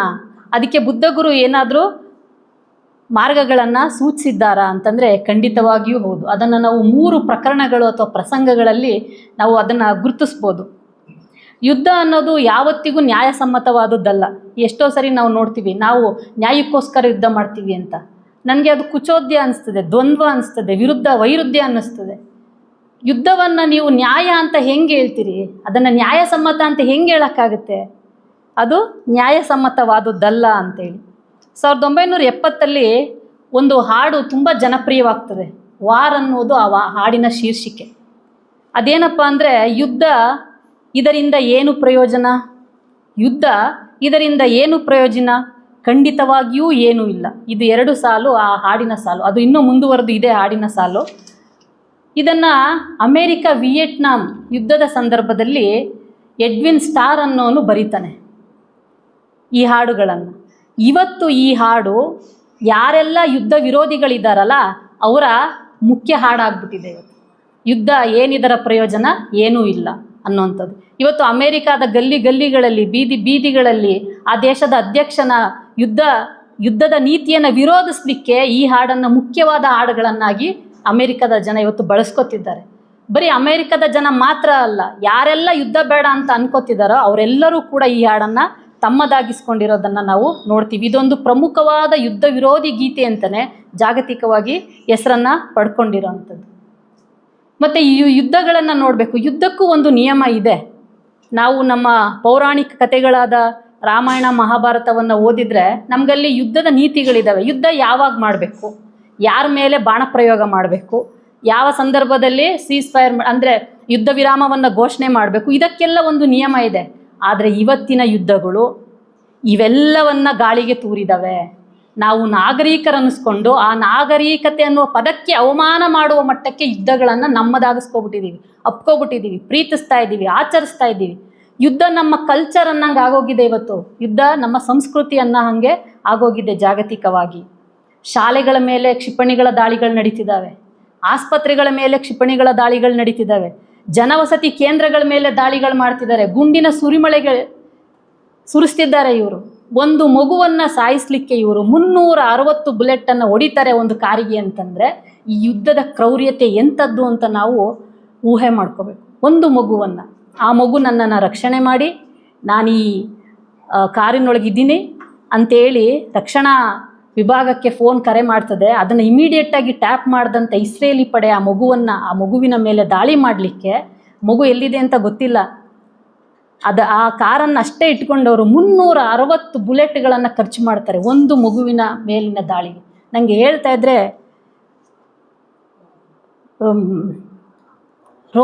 ರೋಮಾಂಚನ ಅಂತ ಹೇಳೋಕ್ಕಾಗಲ್ಲ. ಅದು ನಾವು ಮನುಷ್ಯರು ಅಂಥೇಳಿ ನಾವು ಒಂದ್ಸರಿ ತಿರುಗಿ ನೋಡ್ಕೋಬೇಕು. ರೋಮಗಳೆಲ್ಲ ನಿಂತ್ಕೊತಿದ್ದಾವೆ. ಅಂದರೆ ನಮ್ಮ ಯುದ್ಧದ ಹಪಹಪಿತನ ಯಾವ ಮಟ್ಟಕ್ಕೆ ಹೋಗಿದೆ ಅಂತ ಹೇಳಿದರೆ ಅದನ್ನು ನಾವು ಯಾವ ಮಾತುಗಳಲ್ಲಿ ಹೇಳಲಿಕ್ಕೆ ಸಾಧ್ಯನೇ ಇಲ್ಲ, ಆ ಮಟ್ಟಕ್ಕೆ ಹೋಗಿದೆ. ಮೊನ್ನೆ ತಾನೇ ಇರಾಕ್ನ ಒಂದು ಶಾಲಾ ಕಟ್ಟಡದ ಮೇಲೆ ದಾಳಿ ಆಗ್ತದೆ. ಅಲ್ಲಿ ಮಕ್ಕಳುಗಳನ್ನು ಹೆಣ್ಣು ಮಕ್ಕಳುಗಳನ್ನು 360 ಹೆಣ್ಣು ಮಕ್ಕಳು 260 ಹೆಣ್ಮಕ್ಳುಗಳು ಏಕಕಾಲಕ್ಕೆ ಸಾಯ್ತಾರೆ. ನೀವು ಒಂದು ಸಾರಿ ತಿರುಗಿ ನೋಡಿಬಿಟ್ರೆ ಜಾಗತಿಕ ಯುದ್ಧಗಳಲ್ಲಿ ಸಾವನ್ನಪ್ಪಿದವರ ಸಂಖ್ಯೆ ಒಂದೇ ಒಂದು ಅಂಕಿಅಂಶಗಳನ್ನ ಕೊಡೋಕ್ಕೆ ನಾನು ಇಷ್ಟಪಡ್ತೀನಿ. ಮೊದಲನೇ ಮಹಾಯುದ್ಧ ಅಂತ ನಾವು ಕರಿತೀವಲ್ಲ, 1914ರಿಂದ 18ವರೆಗೂ ನಡೀತು. ಈ ಮಹಾಯುದ್ಧದಲ್ಲಿ 15ರಿಂದ 22 ಮಿಲಿಯನ್ ಜನ ಪ್ರಾಣವನ್ನು ಕಳ್ಕೊತಾರೆ. 1 ಮಿಲಿಯನ್ಗೆ 10 ಲಕ್ಷ ಜನ. ನೀವು ಲೆಕ್ಕ ಹಾಕ್ಕೊಳ್ಳಿ, 15ರಿಂದ 22 ಮಿಲಿಯನ್ ಅಂತಂದರೆ ಎಷ್ಟು ಜನ ಪ್ರಾಣವನ್ನು ತಕ್ಕೊಂಡಿರ್ಬೋದು ಅಥವಾ ಅವರು ಪ್ರಾಣವನ್ನು ತೆಗ್ದಿರ್ಬೋದು, ಯುದ್ಧಕ್ಕಾಗಿ ಅವ್ರ ಪ್ರಾಣವನ್ನು ಕೊಟ್ಟರು ಅಂತ. ಈ 15ರಿಂದ 20 ಮಿಲಿಯನ್ ಜನರಲ್ಲಿ 6ರಿಂದ 13 ಜನ ಜನಸಾಮಾನ್ಯರು. ಅವರಿಗೆ ಈ ಯುದ್ಧ ಯಾಕೆ ನಡೀತಿದೆ ಅಂತ ಗೊತ್ತಿಲ್ಲ, ಯಾರು ಮಾಡ್ತಿದ್ದಾರೆ ಅಂತ ಗೊತ್ತಿಲ್ಲ, ನಮ್ಮ ಪಾತ್ರ ಏನು ಅಂತ ಗೊತ್ತಿಲ್ಲ, ನಾವು ಏನು ಮಾಡಬೇಕು ಅಂತ ಗೊತ್ತಿಲ್ಲ. ಅವ್ರ ಪಾಡ್ಗೆ ಅವರು ಜೀವನ ನಡೆಸ್ತಾ ಇದ್ರು. ಅವತ್ತಿನ ದಿನಕ್ಕೆ ಬೇಕಾದಂಥ ಕೂಲಿ ಕಂಬಳವನ್ನು ಮಾಡ್ತಿದ್ದಂಥ ಜನ ಯಾವ ಸೈನಿಕರು ಸತ್ರಲ್ಲ ಅಷ್ಟೇ ಸಂಖ್ಯೆಯಲ್ಲಿ ಜನಸಾಮಾನ್ಯರು ಸತ್ತೋರು. ಸೈನಿಕರ ಸಂಖ್ಯೆ ಎಷ್ಟು ಗೊತ್ತಾ ಸತ್ತಿದ್ದು? 9ರಿಂದ 11 ಮಿಲಿಯನ್ ಸೈನಿಕರ ಸಂಖ್ಯೆ ಮೊದಲನೇ ಮಹಾಯುದ್ಧದಲ್ಲಿ ಸತ್ತರು. ಎರಡನೇ ಮಹಾಯುದ್ಧದಲ್ಲಿ 39ರಿಂದ 45ವರೆಗೂ ನಡೀತು ಎರಡನೇ ಮಹಾಯುದ್ಧ. ಇದರಲ್ಲಿ 70ರಿಂದ 85 ಮಿಲಿಯನ್ ಜನ ಸಾವನ್ನಪ್ತಾರೆ. ಈ ಅಂಕಿಅಂಶ 1940ರ ಜಗತ್ತಿನ ಸೆನ್ಸಸ್ ಪ್ರಕಾರ 3% ಜನರನ್ನು ನಾವು ಕೇವಲ ಒಂದು ಯುದ್ಧದಲ್ಲಿ ಕಳ್ಕೊಂಡ್ವಿ ಅಂತೇಳಿ. ಈ ಯುದ್ಧದಲ್ಲಿ 45ರಿಂದ 55 ಮಿಲಿಯನ್ ಜನ ಸಾವನ್ನಪ್ತಾರೆ, ಜನಸಾಮಾನ್ಯರು ಸಾವನ್ನಪ್ತಾರೆ. ಮಿಲಿಟರಿ ಅಥವಾ ಸೈನ್ಯಗಳು ಎಷ್ಟು ಸಾವನ್ನಪ್ತವೆ ಅಂದರೆ 20ರಿಂದ 25. ಅಂದರೆ ಯುದ್ಧದ ರಣರಂಗದಲ್ಲಿ ಹೋರಾಡಿ ಮಡಿದ ಸೈನಿಕರ ಸಂಖ್ಯೆಗಿಂತಲೂ ಕೂಡ ಜನಸಾಮಾನ್ಯರ ಸಂಖ್ಯೆ ಜಾಸ್ತಿ ಇತ್ತು. ಅಂದರೆ ಯುದ್ಧ ಯಾರನ್ನು ಟಾರ್ಗೆಟ್ ಮಾಡ್ತಿದೆ? ಯುದ್ಧದಿಂದ ಯಾರು ಒಂದು ರಕ್ತಸಿಕ್ತ ಚರಿತ್ರೆಗೆ ಒಳಗಾಗ್ತಿರೋರು ಯಾರು? ದೇಶಗಳ ಅಧ್ಯಕ್ಷರಲ್ಲ, ರಣಭೂಮಿಯಲ್ಲಿ ಹೋರಾಡ್ತಿರೋಂಥ ಸೈನಿಕರಲ್ಲ, ಏನೂ ಗೊತ್ತಿಲ್ಲದಿರುವಂಥ ಮುಗ್ಧ ನಾಗರಿಕರು ಇವತ್ತು ಯುದ್ಧಕ್ಕೆ ಬಲಿಯಾಗ್ತಿದ್ದಾರೆ. ಇದು ಅವತ್ತಿನ ಕಾಲಕ್ಕೆ ಅಂದರೆ 1940ರ ಕಾಲಕ್ಕೆ ಯುವ ತಲೆಮಾರೇ ಇಲ್ಲ ಅನ್ನೋ ಮಟ್ಟಕ್ಕೆ ಜಗತ್ತಿಗೆ ಒಂದು ಆತಂಕ ಸೃಷ್ಟಿಯಾಗಿತ್ತು. ಇಷ್ಟೊಂದು ಜನ ಸತ್ತೋದ್ರೆ ಯುದ್ಧಗಳಲ್ಲಿ ಭಾಗವಹಿಸಿದ್ದವರೆಲ್ಲ ಯುವಕರು, ಮುದುಕರನ್ನ ಕರ್ಕೊಂಡೋಗಿ ಯುದ್ಧ ಮಾಡೋಕ್ಕಾಗಲ್ಲ. ಈ ಕಾರಣಕ್ಕಾಗಿ ಆವತ್ತಿನ ಕಾಲಘಟ್ಟದ ಯುವ ತಲೆಮಾರೇ ಸತ್ತೋಯ್ತು, ಇಲ್ದಂಗಾಯಿತು, ಅದೊಂದು ದೊಡ್ಡ ಸ್ಪೇಸ್ ಕ್ರಿಯೇಟ್ ಆಯಿತು ಅಂತ ಜಾಗತಿಕ ಮಟ್ಟದಲ್ಲಿ ಒಂದು ಆತಂಕ ಸೃಷ್ಟಿ ಮಾಡ್ತದೆ ಈ ಯುದ್ಧಗಳು. ಅಂತಂದರೆ ಈ ಯುದ್ಧದ ತೀವ್ರತೆಯನ್ನು ನಾವು ಹೇಗೆ ಅಳಿಬೇಕು? ಹೀಗೆ ನಮ್ಮ ಮಾನವನ ಇತಿಹಾಸ ಇದೆಯಲ್ಲ, ಇದು ಯುದ್ಧದ ರಕ್ತ ಸಿಕ್ತ ಅಧ್ಯಾಯಗಳಿಂದ ಮುಚ್ಚೋಗಿದೆ. ನಾವು ತುಂಬ ಹೇಳ್ಕೊಳ್ಳುವಂಥ, ತುಂಬ ಭಾಷಣ ಮಾಡುವಂಥ ಹೇಳಿ ಘಟನೆಗಳಂದ್ರೆ ಇಲ್ಲ. ನಾವು ಮಾಡಿರೋ ಅನ್ಯಾಯಗಳನ್ನ ಹೇಳಿ ಅಂತಂದರೆ ಪುಟಗಟ್ಟಲೆ, ಸಾವಿರಾರು ಪುಟಗಟ್ಟಲೆ ಗ್ರಂಥಾಲಯಗಳನ್ನು ನಿರ್ಮಾಣ ಮಾಡುವ ಗಟ್ಟಲೆ ನಾವು ಬರ್ಕೋಬೋದು. ಅಂಥ ರಕ್ತ ಸಿಕ್ತ ಇತಿಹಾಸವನ್ನು ನಾವು ಯುದ್ಧದ ಕಾರಣಕ್ಕಾಗಿ ಬರ್ಕೊಂಡಿದ್ದೀವಿ. ಇದು ಕೇವಲ ಒಂದು ದೇಶದ ಸಮಸ್ಯೆ ಅಲ್ಲ, ಇದನ್ನು ನಾವು ನೆನ್ಪಿಡಬೇಕು ಯಾವಾಗಲೂ. ಯುದ್ಧ ಎಲ್ಲಿ ನಡೀತಿದೆಯೋ, ಯಾವ ಎರಡು ದೇಶಗಳ ನಡುವೆ ನಡೀತಿದೆಯಲ್ಲ ಅದನ್ನು ಮಾತ್ರ ಬಾಧಿಸಲ್ಲ, ಇಡೀ ಜಗತ್ತನ್ನು ಬಾಧಿಸ್ತದೆ, ಇಡೀ ಜಗತ್ತಿನ ಆರ್ಥಿಕತೆಯನ್ನು ಬಾಧಿಸ್ತದೆ, ಇಡೀ ಜಗತ್ತಿನ ಅಂತಾರಾಜ್ಯ ಸಂಬಂಧಗಳನ್ನು ಬಾಧಿಸ್ತದೆ. ಮತ್ತೆ ಇಲ್ಲಿ ಬಲಿಯಾಗೋರು ಯಾರಪ್ಪ ಅಂತಂದರೆ ಇದೇ ರೈತ, ಕೂಲಿ, ದಲಿತ, ಅಸ್ಪೃಶ್ಯ, ಮಹಿಳಾ, ಕಾರ್ಮಿಕ ವರ್ಗಗಳೇ ಈ ಯುದ್ಧಕ್ಕೆ ಬಲಿಯಾಗುವಂಥ ವರ್ಗಗಳು. ಇದನ್ನು ನಾವು ಹೇಗೆ ಪರಿಗಣಿಸಬೇಕಂದ್ರೆ ಇಡೀ ಮಾನವನ ನೈತಿಕ ಪ್ರಶ್ನೆಯನ್ನಾಗಿ ಯುದ್ಧವನ್ನು ಪರಿಗಣಿಸಬೇಕು. ಇದೇ ಪ್ರಶ್ನೆಯನ್ನು ಗೌತಮ ಸಿದ್ಧಾರ್ಥ ತನ್ನ ಬಾಲ್ಯದಲ್ಲಿ ತನ್ನ ತಾಯಿಗೆ, ತನ್ನ ಸ್ನೇಹಿತನಿಗೆ ಕೇಳ್ತಾನೆ. ಇಲ್ಲಿ ಅದನ್ನು ನಾವು ಲಿಂಕ್ ಮಾಡ್ಕೋಬೋದು. ಇದೊಂದು ನೈತಿಕತೆಯ ಪ್ರಶ್ನೆ ಯುದ್ಧ ಅನ್ನುವಂಥದ್ದು. ಹೀಗೆ ಭೀಕರವಾಗಿ ನಡೀತಾ ಇರುವಂಥ ಯುದ್ಧಗಳನ್ನು ಈಗಾಗಲೇ ನಾನು ಹೇಳ್ದಂಗೆ 3 ಪ್ರಕರಣಗಳಲ್ಲಿ ಅಥವಾ 3 ಪ್ರಸಂಗಗಳಲ್ಲಿ ಬುದ್ಧನಿಗೆ ನಾವು ಕನೆಕ್ಟ್ ಮಾಡ್ಬೋದು. ಹೇಗೆ ಬುದ್ಧನ ಬೋಧನೆಗಳು ಇವತ್ತಿನ ಜಾಗತಿಕ ಯುದ್ಧಗಳಿಗೆ ಪರಿಹಾರವಾಗಬಲ್ಲದು, ಜಾತಿ ಸಮಸ್ಯೆಗಳಿಗೆ, ಧರ್ಮದ ಸಮಸ್ಯೆಗಳಿಗೆ, ಭಾಷೆಯ ಸಮಸ್ಯೆಗಳಿಗೆ, ಪ್ರದೇಶದ ಸಮಸ್ಯೆಗಳಿಗೆ. ನೀವು ಯಾವುದನ್ನೇ ತಗೊಂಡ್ರು ಅದರಲ್ಲಿರುವ ಒಂದು ಕಂಟೆಂಟ್ ಏನು? ಸಿಮಿಲಾರಿಟಿ, ಸಾಮ್ಯತೆ ಇರುವ ಒಂದು ಕಂಟೆಂಟು. ಜಗಳ, ಘರ್ಷಣೆ, ಯುದ್ಧ ಎಲ್ಲದಕ್ಕೂ ಒಂದು ಸಾಮ್ಯತೆ ಇರುವ ಒಂದು ಕಂಟೆಂಟ್ ಏನಂತಂದರೆ ನೋವು, ಸಂಕಟ, ದುಃಖ. ಈ ದುಃಖದ ಪರಿಹಾರಕ್ಕಾಗಿಯೇ ಬುದ್ಧಗುರು ಶ್ರಮಿಸಿದ್ದು. ಹೇಗೆ ಈ ಜಗತ್ತಿನಿಂದ ಈ ದುಃಖವನ್ನು ಓಡಿಸ್ಬೇಕು, ಅದಕ್ಕೆ ವೈಜ್ಞಾನಿಕವಾದ ಮಾರ್ಗಗಳನ್ನು ಹೇಗೆ ಕಂಡುಕೋಬೇಕು ಅನ್ನೋದು ಬುದ್ಧಗುರುವಿನ ಬೋಧನೆಗಳಲ್ಲಿ ನಾವು ತಿಳ್ಕೊಬೋದು. ಮೊದಲನೇದಾಗಿ ಬುದ್ಧಗುರು ಇನ್ನು ಬುದ್ಧಗುರು ಆಗಿರಲಿಲ್ಲ, ಅಂದರೆ ಜ್ಞಾನೋದಯವನ್ನು ಸಂಪಾದನೆ ಮಾಡ್ಕೊಂಡಿರಲಿಲ್ಲ. ಅವರಿನ್ನೂ ಬಾಲ್ಯಾವಸ್ಥೆಯಲ್ಲಿದ್ದಂಥ ಸಂದರ್ಭದಲ್ಲಿ ಒಂದು ಘಟನೆ ನಡೀತದೆ. ಶುದ್ಧೋಧನ ಮಹಾರಾಜನ ಒಂದು ರಾಜ್ಯ ಏನಿತ್ತು ಅದು ತುಂಬ ಸುಭಿಕ್ಷವಾದಂಥ ರಾಜ್ಯ. ಆ ಕಾಲಕ್ಕೆ ಶುದ್ಧೋಧನ ಮಹಾರಾಜ 1,000 ಒಕ್ಕಲಿಗರನ್ನು ನೇಮಕ ಮಾಡಿಕೊಂಡು ಹೊಲಗಳನ್ನು ಉಳಿಸುವಂತಹ ತುಂಬ ಸಮೃದ್ಧವಾದಂಥ ಜಾಗ ಇದ್ದ ಆ ರಾಜ್ಯದ ಒಡೆಯನಾಗಿರ್ತಾನೆ ಶುದ್ಧೋಧನನು. ಶುದ್ಧೋಧನ ಅಂತಂದರೆ ಶುದ್ಧವಾದ ಅಕ್ಕಿ ಅಂತ, ಮತ್ತಿನ್ನೇನಲ್ಲ. ಅಂದರೆ ಶುದ್ಧವಾದ ಅಕ್ಕಿ ಅಂದರೆ ಆ ಮಟ್ಟಕ್ಕೆ ಅದು ಅಕ್ಕಿ ಅಂದ್ರೇ, ಅನ್ನ ಅಂದ್ರೇ ತುಂಬ ವೈಭವದ ಶ್ರೀಮಂತಿಕೆಯ ಸಂಕೇತ ಅದು. ಹಬ್ಬಗಳಲ್ಲಿ ಮಾತ್ರ ನಮ್ಮ ಹಳೆಯ ದಲಿತ ಸಾಹಿತಿಗಳೆಲ್ಲ ಬರೆದದನ್ನು ನಾವು ಓದಿದರೆ ನಮಗೆ ಆ ಕಾಲಘಟ್ಟ ನೋಡ್ಲಿಕ್ಕೆ ಸಿಗಲಿಲ್ಲ. ಅನ್ನ ಅಂತಂದರೆ ನನ್ನ ಭಾಳ ಸಂಗತಿ ಇವನೊಂದು ಹೇಳ್ತಿರ್ತಾರೆ ಯಾವಾಗಲೂ ಒಂದು, ಮುದ್ದೆ ಅಂದರೆ ನಿದ್ದೆ ಇವನಿಗೆ, ಬಾನ ಅಂದರೆ ಜ್ಞಾನ ಇವನಿಗೆ ಅಂತ. ಅಂದರೆ ಬಾನ ಅಂದರೆ ಅನ್ನದ ಮಡಿಕೆ ಅಂತ. ಯಾಕೆಂದರೆ ಪ್ರತಿದಿನ ಮುದ್ದೆನೇ ಮಾಡ್ತಿದ್ರಲ್ಲ, ಅನ್ನ ಮಾಡ್ತಾರೆ ಅಂದರೆ ತುಂಬ ಖುಷಿ. 12 ಗಂಟೆ ರಾತ್ರಿ ಎಬ್ಬರಿಸಿದ್ರು ಅನ್ನ ಅಂದರೆ ಓಕೆ ಕುತ್ಕೊಬಿಡೋಣ ಅಂತ, ಆ ಥರದ್ದು. ಹಾಗೆ ಅಷ್ಟು ಒಂದು ಶ್ರೀಮಂತಿಕೆಯ ರಾಜ್ಯ ಅದು. ಸಿದ್ಧಾರ್ಥನಿಗೆ ತಂದೆ ನೀನೋಗಿ ಕೃಷಿ ಭೂಮಿಯನ್ನು ಒಂದು ಸರಿ ನೋಡಿ ಬಾ ಅಂತ ಕಳಿಸಿದಾಗ ಸಿದ್ಧಾರ್ಥ ಗೌತಮ ತನ್ನ ಸ್ನೇಹಿತನೊಡನೆ ಕೃಷಿ ಭೂಮಿಗೆ ಹೋಗ್ತಾನೆ. ಅಲ್ಲಿ ನೋಡಿದಂಥ ದೃಶ್ಯ ಗೌತಮ ಸಿದ್ಧಾರ್ಥನನ್ನು ಕಲಕುತ್ತೆ. ಎಂಥ ದೃಶ್ಯ ಅದು ಅಂತಂದರೆ, ಉರಿಯುವ ಬಿಸಿಲಲ್ಲಿ ಅರೆಬೆತ್ತಲಾಗಿ ಅರೆಬಟ್ಟೆಯಲ್ಲಿ ಒಂದು ಬಳಕಲು ದೇಹ, ಬೆನ್ನಿಗಂಟಿದಂಥ ಹೊಟ್ಟೆ, ದಳದಳ ಅಂತ ಸುರಿತಾ ಇರುವಂತಹ ಬೆವರು, ಇದರ ನಡುವೆ ರೈತರು ಹೊಲ ಉಳ್ತಾ ಇರ್ತಾರೆ. ಇಂಥ ದೃಶ್ಯವನ್ನು ಗೌತಮ ಸಿದ್ಧಾರ್ಥ ನೋಡ್ತಾನೆ. ಅದ್ರ ಜೊತೆಗೆ ಎತ್ತುಗಳು ದುಡಿತಿರ್ತವೆ. ಆ ಎತ್ತುಗಳ ಸ್ಥಿತಿ ಏನಪ್ಪ ಅಂತಂದರೆ ಅದರ ಎಲ್ಲ ದಗರಿಗಳನ್ನು ಎಣಿಸಬಹುದಾಗಿತ್ತು. ರಾಜನ ಎತ್ತುಗಳ ಪರಿಸ್ಥಿತಿ ಇದು, ರಾಜನ ಹೊಲ ಉಳುತ್ತಿದ್ದ ಎತ್ತುಗಳ ಪರಿಸ್ಥಿತಿ ಇದು. ಆ ನೊಗ ಕಟ್ಟಿದಂಥ ಬೆನ್ನು ಕಿತ್ಕೊಂಡು ಕೀವಾಗಿ ರಕ್ತ ಸುರಿದು ಅದರ ಮೇಲೆ ನೊಣಗಳು ಜೊಯ್ ಅಂತ ಇರ್ತವೆ. ಇವು ಹೊಲ ಉತ್ತು ಉತ್ತು ಉತ್ತು ಬಳಲಿ ಬಳಲಿ ಬಾಯಲ್ಲಿ ಬಿಳಿಯಾದ ನೊರೆ ಬರ್ತಾ ಇರ್ತದೆ ಹಸುಗಳಿಗೆ. ಹಾಗಾದರೂ ಬಿಟ್ಟಿರಲ್ಲ, ಹೊಲ ಉಳ್ತಾ ಇರ್ತಾರೆ. ಇಂಥ ಪರಿಸ್ಥಿತಿಯನ್ನು ನೋಡಿದಂಥ ಗೌತಮ ಸಿದ್ಧಾರ್ಥನಿಗೆ ಇದೇನಪ್ಪ ಇದು, ಯಾರು ನೀವು ಅಂತ ಕೇಳ್ತಾನೆ. ಆವಾಗ ರೈತರು ಒಂದು ಮಾತು ಹೇಳ್ತಾರೆ, ನಾವು ಒಡೆಯನ ಆಸ್ತಿ. ನಾವು ಅಂದರೆ ನಾನು ಮತ್ತು ಎತ್ತಿಗೂ ರೈತನಿಗೂ ಯಾವುದೇ ವ್ಯತ್ಯಾಸ ಇಲ್ಲ, ನಾವು ಒಡೆಯನ ಆಸ್ತಿ ಅಂತ ಹೇಳ್ತಾನೆ ಅವನು. ಇದನ್ನು ಗೌತಮ ಸಿದ್ಧಾರ್ಥ ಪ್ರಶ್ನೆ ಮಾಡ್ತಾನೆ. ಏನಂತ ಪ್ರಶ್ನೆ ಮಾಡ್ತಾನೆ ಅಂತಂದರೆ, ತನ್ನ ಸ್ನೇಹಿತನಿಗೆ, ಒಬ್ಬ ಮನುಷ್ಯ ಇನ್ನೊಬ್ಬ ಮನುಷ್ಯನನ್ನು ಶೋಷಿಸುವುದು ಸರಿಯೇ? ನೋಡಿ, ಇದು 2500 ವರ್ಷಗಳ ಹಿಂದೆ ಬಾಲಕನಾಗಿದ್ದ ಗೌತಮ ಕೇಳುವಂಥ ಪ್ರಶ್ನೆ.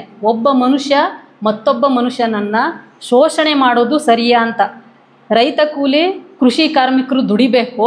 ಬುದ್ಧ ಹೇಳ್ತಾ ಇರೋದು, ಗೌತಮ ಸಿದ್ಧಾರ್ಥ ಹೇಳ್ತಾ ಇರೋದು, ಯಜಮಾನರು ಅವರ ದುಡಿಮೆಯ ಫಲವನ್ನು ಅನುಭವಿಸಬೇಕು, ಇದು ಯಾವ ನ್ಯಾಯ? ಇದನ್ನು ಬಾಬಾ ಸಾಹೇಬ್ ಅಂಬೇಡ್ಕರ್ ಅವರು ಬುದ್ಧ ಮತ್ತು ಆತನ ಧರ್ಮಕೃತಿಯಲ್ಲಿ ದಾಖಲಿಸಿದ್ದಾರೆ. ಅವರೊಬ್ಬರು ಮಾತ್ರ ಅಲ್ಲ, ಡಿ ಕೋಸಂಬಿ ಅನ್ನೋಂಥವ್ರು ಭಗವಾನ್ ಬುದ್ಧ ಅನ್ನುವಂಥ ಪುಸ್ತಕದಲ್ಲೂ ಕೂಡ ಇದನ್ನೇ ದಾಖಲಿಸಿದ್ದಾರೆ. ಇದರ ಜೊತೆಗೆ ಕಾಂಚ ಇಲಯ್ಯ ಅನ್ನುವಂತಹ ಅಂಬೇಡ್ಕರ್ ಅನುಯಾಯಿ, ಬುದ್ಧರ ಅನುಯಾಯಿನೂ ಕೂಡ ಇದನ್ನೇ ದಾಖಲಿಸ್ತಾರೆ. ಅಂದರೆ ಇದನ್ನು ನಾನು ಯಾಕೆ ಒತ್ತಿ ಹೇಳ್ತಿದ್ದೀನಿ ಅಂದರೆ, ಕಾರ್ಲ್ ಮಾರ್ಕ್ಸ್ ಬರುವಕ್ಕೂ ಪೂರ್ವ 1818 ಮಾರ್ಕ್ಸರ ಜನ್ಮ ದಿನಾಚರಣೆ. ಈಗಾಗಲೇ ನಾನು ಹೇಳ್ದಂಗೆ ಕಮ್ಯುನಿಸ್ಟ್ ಮ್ಯಾನಿಫೆಸ್ಟೋ 1848 ಬರುತ್ತೆ. ಇದಕ್ಕೂ ಪೂರ್ವದಲ್ಲಿ ಅಂದರೆ 2500 ವರ್ಷಗಳ ಹಿಂದೆಯೇ ಗೌತಮ ಸಿದ್ಧಾರ್ಥ ಎತ್ತುವಂಥ ಪ್ರಶ್ನೆ ವರ್ಗ ಸಂಘರ್ಷದ ಪ್ರಶ್ನೆ. ಭೂಮಾಲೀಕರು ರೈತರ ನಡುವಿನ ಒಂದು ವರ್ಗ ಸಂಘರ್ಷದ ಪ್ರಶ್ನೆಯನ್ನು ಬಾಲಕ ಗೌತಮ ಸಿದ್ಧಾರ್ಥ ಎತ್ತುತ್ತಾನೆ. ಮನುಷ್ಯನಿಂದ ಮನುಷ್ಯನ ಮೇಲಾಗುತ್ತಿರುವ ಶೋಷಣೆಯನ್ನು ನಿಲ್ಲಿಸಬೇಕು, ಇದೇ ಕಮ್ಯುನಿಸ್ಟ್ ಮ್ಯಾನಿಫೆಸ್ಟೋ ಹೇಳ್ತದೆ. ಇದನ್ನೇ ಗೌತಮ ಸಿದ್ಧಾರ್ಥ ಹೇಳ್ತಿದ್ದಾನೆ. ಯಾಕೆ ಇವರಿಬ್ಬರನ್ನು ಮುಖಾಮುಖಿಯಾಗಿಸಬಾರ್ದು ಅಂತ ನಾನು ಪ್ರಾರಂಭದಲ್ಲಿ ಹೇಳಿದೆ ಅಂತಂದರೆ ಈ ಕಾರಣಕ್ಕಾಗಿ. ಇದನ್ನೇ ಅಂಬೇಡ್ಕರ್ ಕೂಡ ಬುದ್ಧ ಆರ್ ಕಾರ್ಲ್ ಮಾರ್ಕ್ಸಲ್ಲಿ ಹೇಳೋ ಅಂಥದ್ದು. ಅದಕ್ಕೆ ಅವರು ಬುದ್ಧ ಆರ್ ಕಾರ್ಲ್ ಮಾರ್ಕ್ಸ್ ಅಂತಾರೆ, ಬುದ್ಧ ಆ್ಯಂಡ್ ಕಾರ್ಲ್ ಮಾರ್ಕ್ಸ್ ಅಲ್ಲ. ಆರ್ ಅಂದರೆ ಪರ್ಯಾಯ, ಇದಿಲ್ಲ ಇದಿರಬೇಕು, ಇಲ್ಲ ಇದಿರಬೇಕು, ಇದಿರಬೇಕಂದ್ರೆ ಎರಡು ಒಂದು ಸಮಾನವಾದ ತತ್ವಗಳನ್ನೇ ಬೋಧಿಸ್ತವೆ ಅನ್ನುವ ಉದ್ದೇಶವನ್ನು ಅಂಬೇಡ್ಕರರ ಬರವಣಿಗೆಯಲ್ಲಿ ನಮಗೆ ವೇದ್ಯವಾಗ್ತದೆ ಅಂತ. ಇದು ಬುದ್ಧರ ಆ ಶೋಷಣೆಯ ಮನಸ್ಥಿತಿ ಇದೆಯಲ್ಲ, ಅದರ ಪ್ರಾರಂಭದ ಬಿಂದು. ಬುದ್ಧರಿಗೆ ಇದು ಒಂದು ಪ್ರಾರಂಭದ ಟ್ರಿಗರ್ ಪಾಯಿಂಟ್ ಅಂತ ನಾವು ಕರಿತೀವಲ್ಲ, ಇದು ಗೌತಮ ಸಿದ್ಧಾರ್ಥನಿಗೆ ಹೊಳೆದಂಥ ಒಂದು ಪ್ರಾರಂಭದ ಬಿಂದು ಅಥವಾ ಅದೊಂದು ಟ್ರಿಗರ್ ಪಾಯಿಂಟ್, ಶೋಷಣೆಯ ವಿರುದ್ಧವಾಗಿ ಮಾತನಾಡಿದಂತಹ ಒಂದು ಟ್ರಿಗರ್ ಪಾಯಿಂಟು ಅಂತೇಳಿ. ಸೊ ಎರಡನೇ ಪ್ರಕರಣ ಏನಂತಂದರೆ ಬೇಟೆಯ ವಿಷಯ, ಒಂದು ಬೇಟೆಯ ಪ್ರಶ್ನೆ ಬರ್ತದೆ. ಹೇಳಿ ಕೇಳಿ ಗೌತಮ ಸಿದ್ಧಾರ್ಥ ಕ್ಷತ್ರಿಯನ ಧರ್ಮ ಏನು, ಕ್ಷತ್ರಿಯನ ಕರ್ತವ್ಯ ಏನು ಅಂತಂದರೆ ಯುದ್ಧ ಮಾಡಬೇಕು, ಅವನು ಬೇಟೆ ಆಡಬೇಕು, ರಾಜ್ಯ ರಕ್ಷಣೆ ಮಾಡಬೇಕು, ಜನರನ್ನು ರಕ್ಷಣೆ ಮಾಡಬೇಕು. ಇದು ಅವತ್ತಿನ ರಾಜರ ಕರ್ತವ್ಯ. ರಾಜನ ಮಗನಾಗಿದ್ದಂಥ ಗೌತಮ ಸಿದ್ಧಾರ್ಥ ಮಗನಾಗಿದ್ದ ಏಕ ಕಾರಣಕ್ಕಾಗಿ ಎಲ್ಲ ಸಮರ ಕಲೆಗಳನ್ನು ಕಲಿತಾನೆ. ಅದರಲ್ಲಿ ಅವನಿಗೆ ಆಸಕ್ತಿ ಇತ್ತೋ ಇಲ್ವೋ ಕಲಿತ, ಅದು ತುಂಬ ಚೆನ್ನಾಗೇ ಕಲಿತಾನೆ. ಆದರೆ ಅವನು ಇಷ್ಟೆಲ್ಲ ಕಲಿತ ಮೇಲೆ ಅದನ್ನು ಪ್ರಾಕ್ಟೀಸ್ ಮಾಡಬೇಕಲ್ಲ. ಸಮರ ಕಲೆಗಳನ್ನು ಹೇಗೆ ಪ್ರಾಕ್ಟೀಸ್ ಮಾಡಬೇಕು? ಬೇಟೆಯ ಮುಖಾಂತರ ಪ್ರಾಕ್ಟೀಸ್ ಮಾಡಬೇಕು. ಬೇಟೆ ಅನ್ನೋದು ಒಂದು ತರಬೇತಿ. ಅದನ್ನು ಯಾಕೆ ತರಬೇತಿಗೊಳಿಸ್ಕೋಬೇಕು ತಮ್ಮನ್ನು ತಾವು ಅಂತಂದರೆ, ಯುದ್ಧ ರಂಗದಲ್ಲಿ ಸರಿಯಾಗಿ ಗುರಿ ಇಡಬೇಕಲ್ಲ, ಸರಿಯಾಗಿ ಗುರಿ ಇಟ್ಟು ಹೊಡಿಬೇಕಲ್ಲ, ಶತ್ರುಗಳನ್ನು ಸಂಹಾರ ಮಾಡಬೇಕಲ್ಲ. ಅದಕ್ಕೆ ತರಬೇತಿಯ ಸ್ಥಳಗಳನ್ನಾಗಿ ಬೇಟೆಯನ್ನು ಅವತ್ತಿನ ಕಾಲದಲ್ಲಿ ಆಚರಿಸ್ತಾ ಇದ್ರು ಅಥವಾ ಪಡ್ಕೋತಿದ್ರು ತರಬೇತಿಯನ್ನು.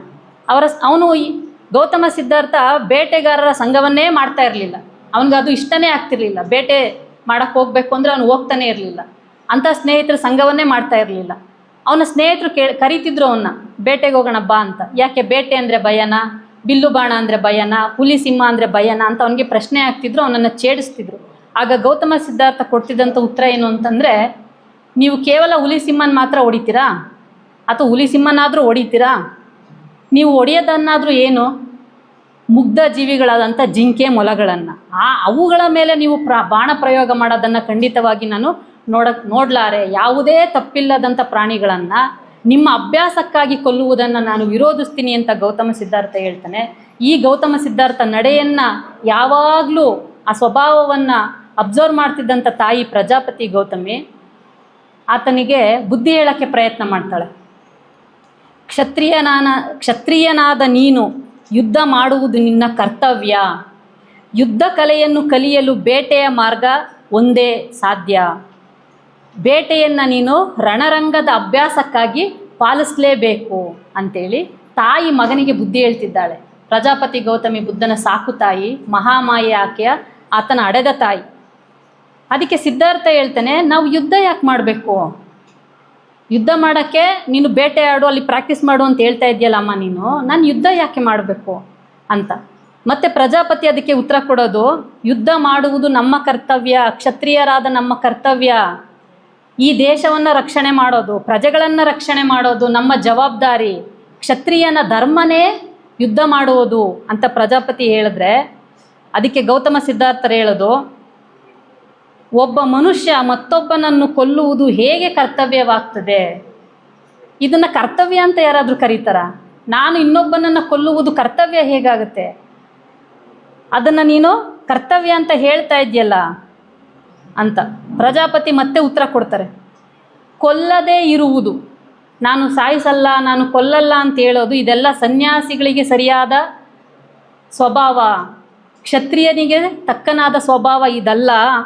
ನೀನು ಕ್ಷತ್ರಿಯ, ನೀನು ಹೋರಾಡಲೇಬೇಕು. ನೀನು ಹೋರಾಡದಿದ್ದರೆ ಯಾರು ರಾಷ್ಟ್ರದ ರಕ್ಷಣೆಯನ್ನು ಮಾಡ್ತಾರೆ ಅಂತ. ಯುದ್ಧ ನಮ್ಮ ಧರ್ಮ, ಹಾಗಾಗಿ ನೀನು ಹೋರಾಡಬೇಕು, ನೀನು ಯುದ್ಧ ಕಲಿಬೇಕು, ನೀನು ಬೇಟೆ ಆಡಲೇಬೇಕು ಅಂತ. ಆವಾಗ ಗೌತಮ ಸಿದ್ಧಾರ್ಥ ತಾಯಿಗೆ ಉತ್ತರ ಎಷ್ಟು ಚೆನ್ನಾಗಿ ಕೊಡ್ತಾರೆ ಅಂತ ಹೇಳಿದ್ರೆ, ಎಲ್ಲ ಕ್ಷತ್ರಿಯರು ಪರಸ್ಪರ ಪ್ರೀತಿಸುವುದಾದರೆ ಯಾವ ಹಿಂಸೆಯೂ ಇಲ್ಲದೆ ತಮ್ಮ ತಮ್ಮ ರಾಜ್ಯಗಳನ್ನು ರಕ್ಷಿಸಿಕೊಳ್ಳಲು ಸಾಧ್ಯವಾದರೆ ಯುದ್ಧಕ್ಕೆ ಜಾಗವೇ ಇರುವುದಿಲ್ಲವಲ್ಲ ತಾಯಿ ಅಂತ ಕೇಳ್ತಾನೆ. ಇವತ್ತು ಆಗಬೇಕಾಗಿರುವುದು ಇದು ಯುದ್ಧಕ್ಕೆ ಪರಿಹಾರ. ಎಷ್ಟೊಂದು ಸಭೆಗಳು ಮಾಡಿಕೊಂಡ್ರು ಅಮೇರಿಕ, ಇರಾಕು ಇವರೆಲ್ಲ, ಆದರೂ ಕೂಡ ಒಂದು ತಾರ್ಕಿಕ ಅಂತ್ಯವನ್ನು ಈ ಸಭೆಗಳು ಕಾಣಲಿಕ್ಕೆ ಸಾಧ್ಯ ಆಗಲಿಲ್ಲ. ಯಾಕೆ ಆಗಲಿಲ್ಲ ಅಂತಂದರೆ, ನಮ್ಮಲ್ಲಿ ಇದೆಯಲ್ಲ ಒಳಗಡೆ, ನಾನು ಶ್ರೇಷ್ಠ, ನನ್ನ ದೇಶ ಶ್ರೇಷ್ಠ, ನನ್ನ ದೇಶದ ಜನರು ಮಾತ್ರ ಬದುಕಬೇಕು, ಇಡೀ ವಿಶ್ವದ ಸಂಪತ್ತು ನನ್ನ ನಿಯಂತ್ರಣದಲ್ಲಿರಬೇಕು, ಈ ಇಡೀ ವಿಶ್ವಕ್ಕೆ ನಾನು ದೊಡ್ಡಣ್ಣ ಅಂತ ಅನ್ನಿಸ್ಕೋಬೇಕು ಅಂತ ಇರುವ ಆ ಧೋರಣೆ ಇದೆಯಲ್ಲ, ಅದು ರಾಜಿ ಸಂಧಾನಕ್ಕೆ ಒಪ್ಪೋದಿಲ್ಲ. ಜನರ ರಕ್ತ ಸಿಕ್ತ ಬದುಕನ್ನು ನೋಡಿ, ಬಿದ್ದಿರುವ ಹೆಣಗಳನ್ನು ನೋಡಿ ಆ ಮನಸ್ಸುಗಳು ಕರಗಲ್ಲ.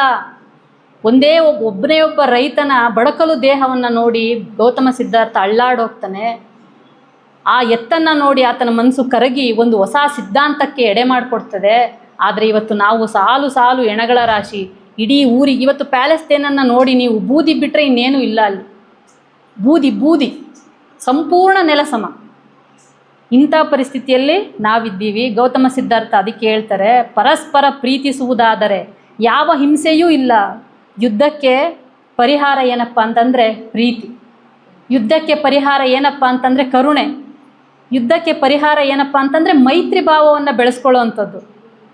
ನನ್ನ ಒಂದು ಕಣ್ಣು ಹೋದ್ರೂ ಪರವಾಗಿಲ್ಲ, ಆತನ ಎರಡು ಕಣ್ಣು ಕಳಿಬೇಕು ಅನ್ನುವಂಥದ್ದು ಯುದ್ಧವನ್ನು ಹೆಚ್ಚು ಮಾಡ್ತದೆ ವಿನಃ, ದ್ವೇಷದಿಂದ ದ್ವೇಷ ಹೆಚ್ಚಾಗ್ತದೆ ವಿನಃ ಯಾವ ಕಾರಣಕ್ಕೂ ಕಡಿಮೆ ಆಗೋದಿಲ್ಲ.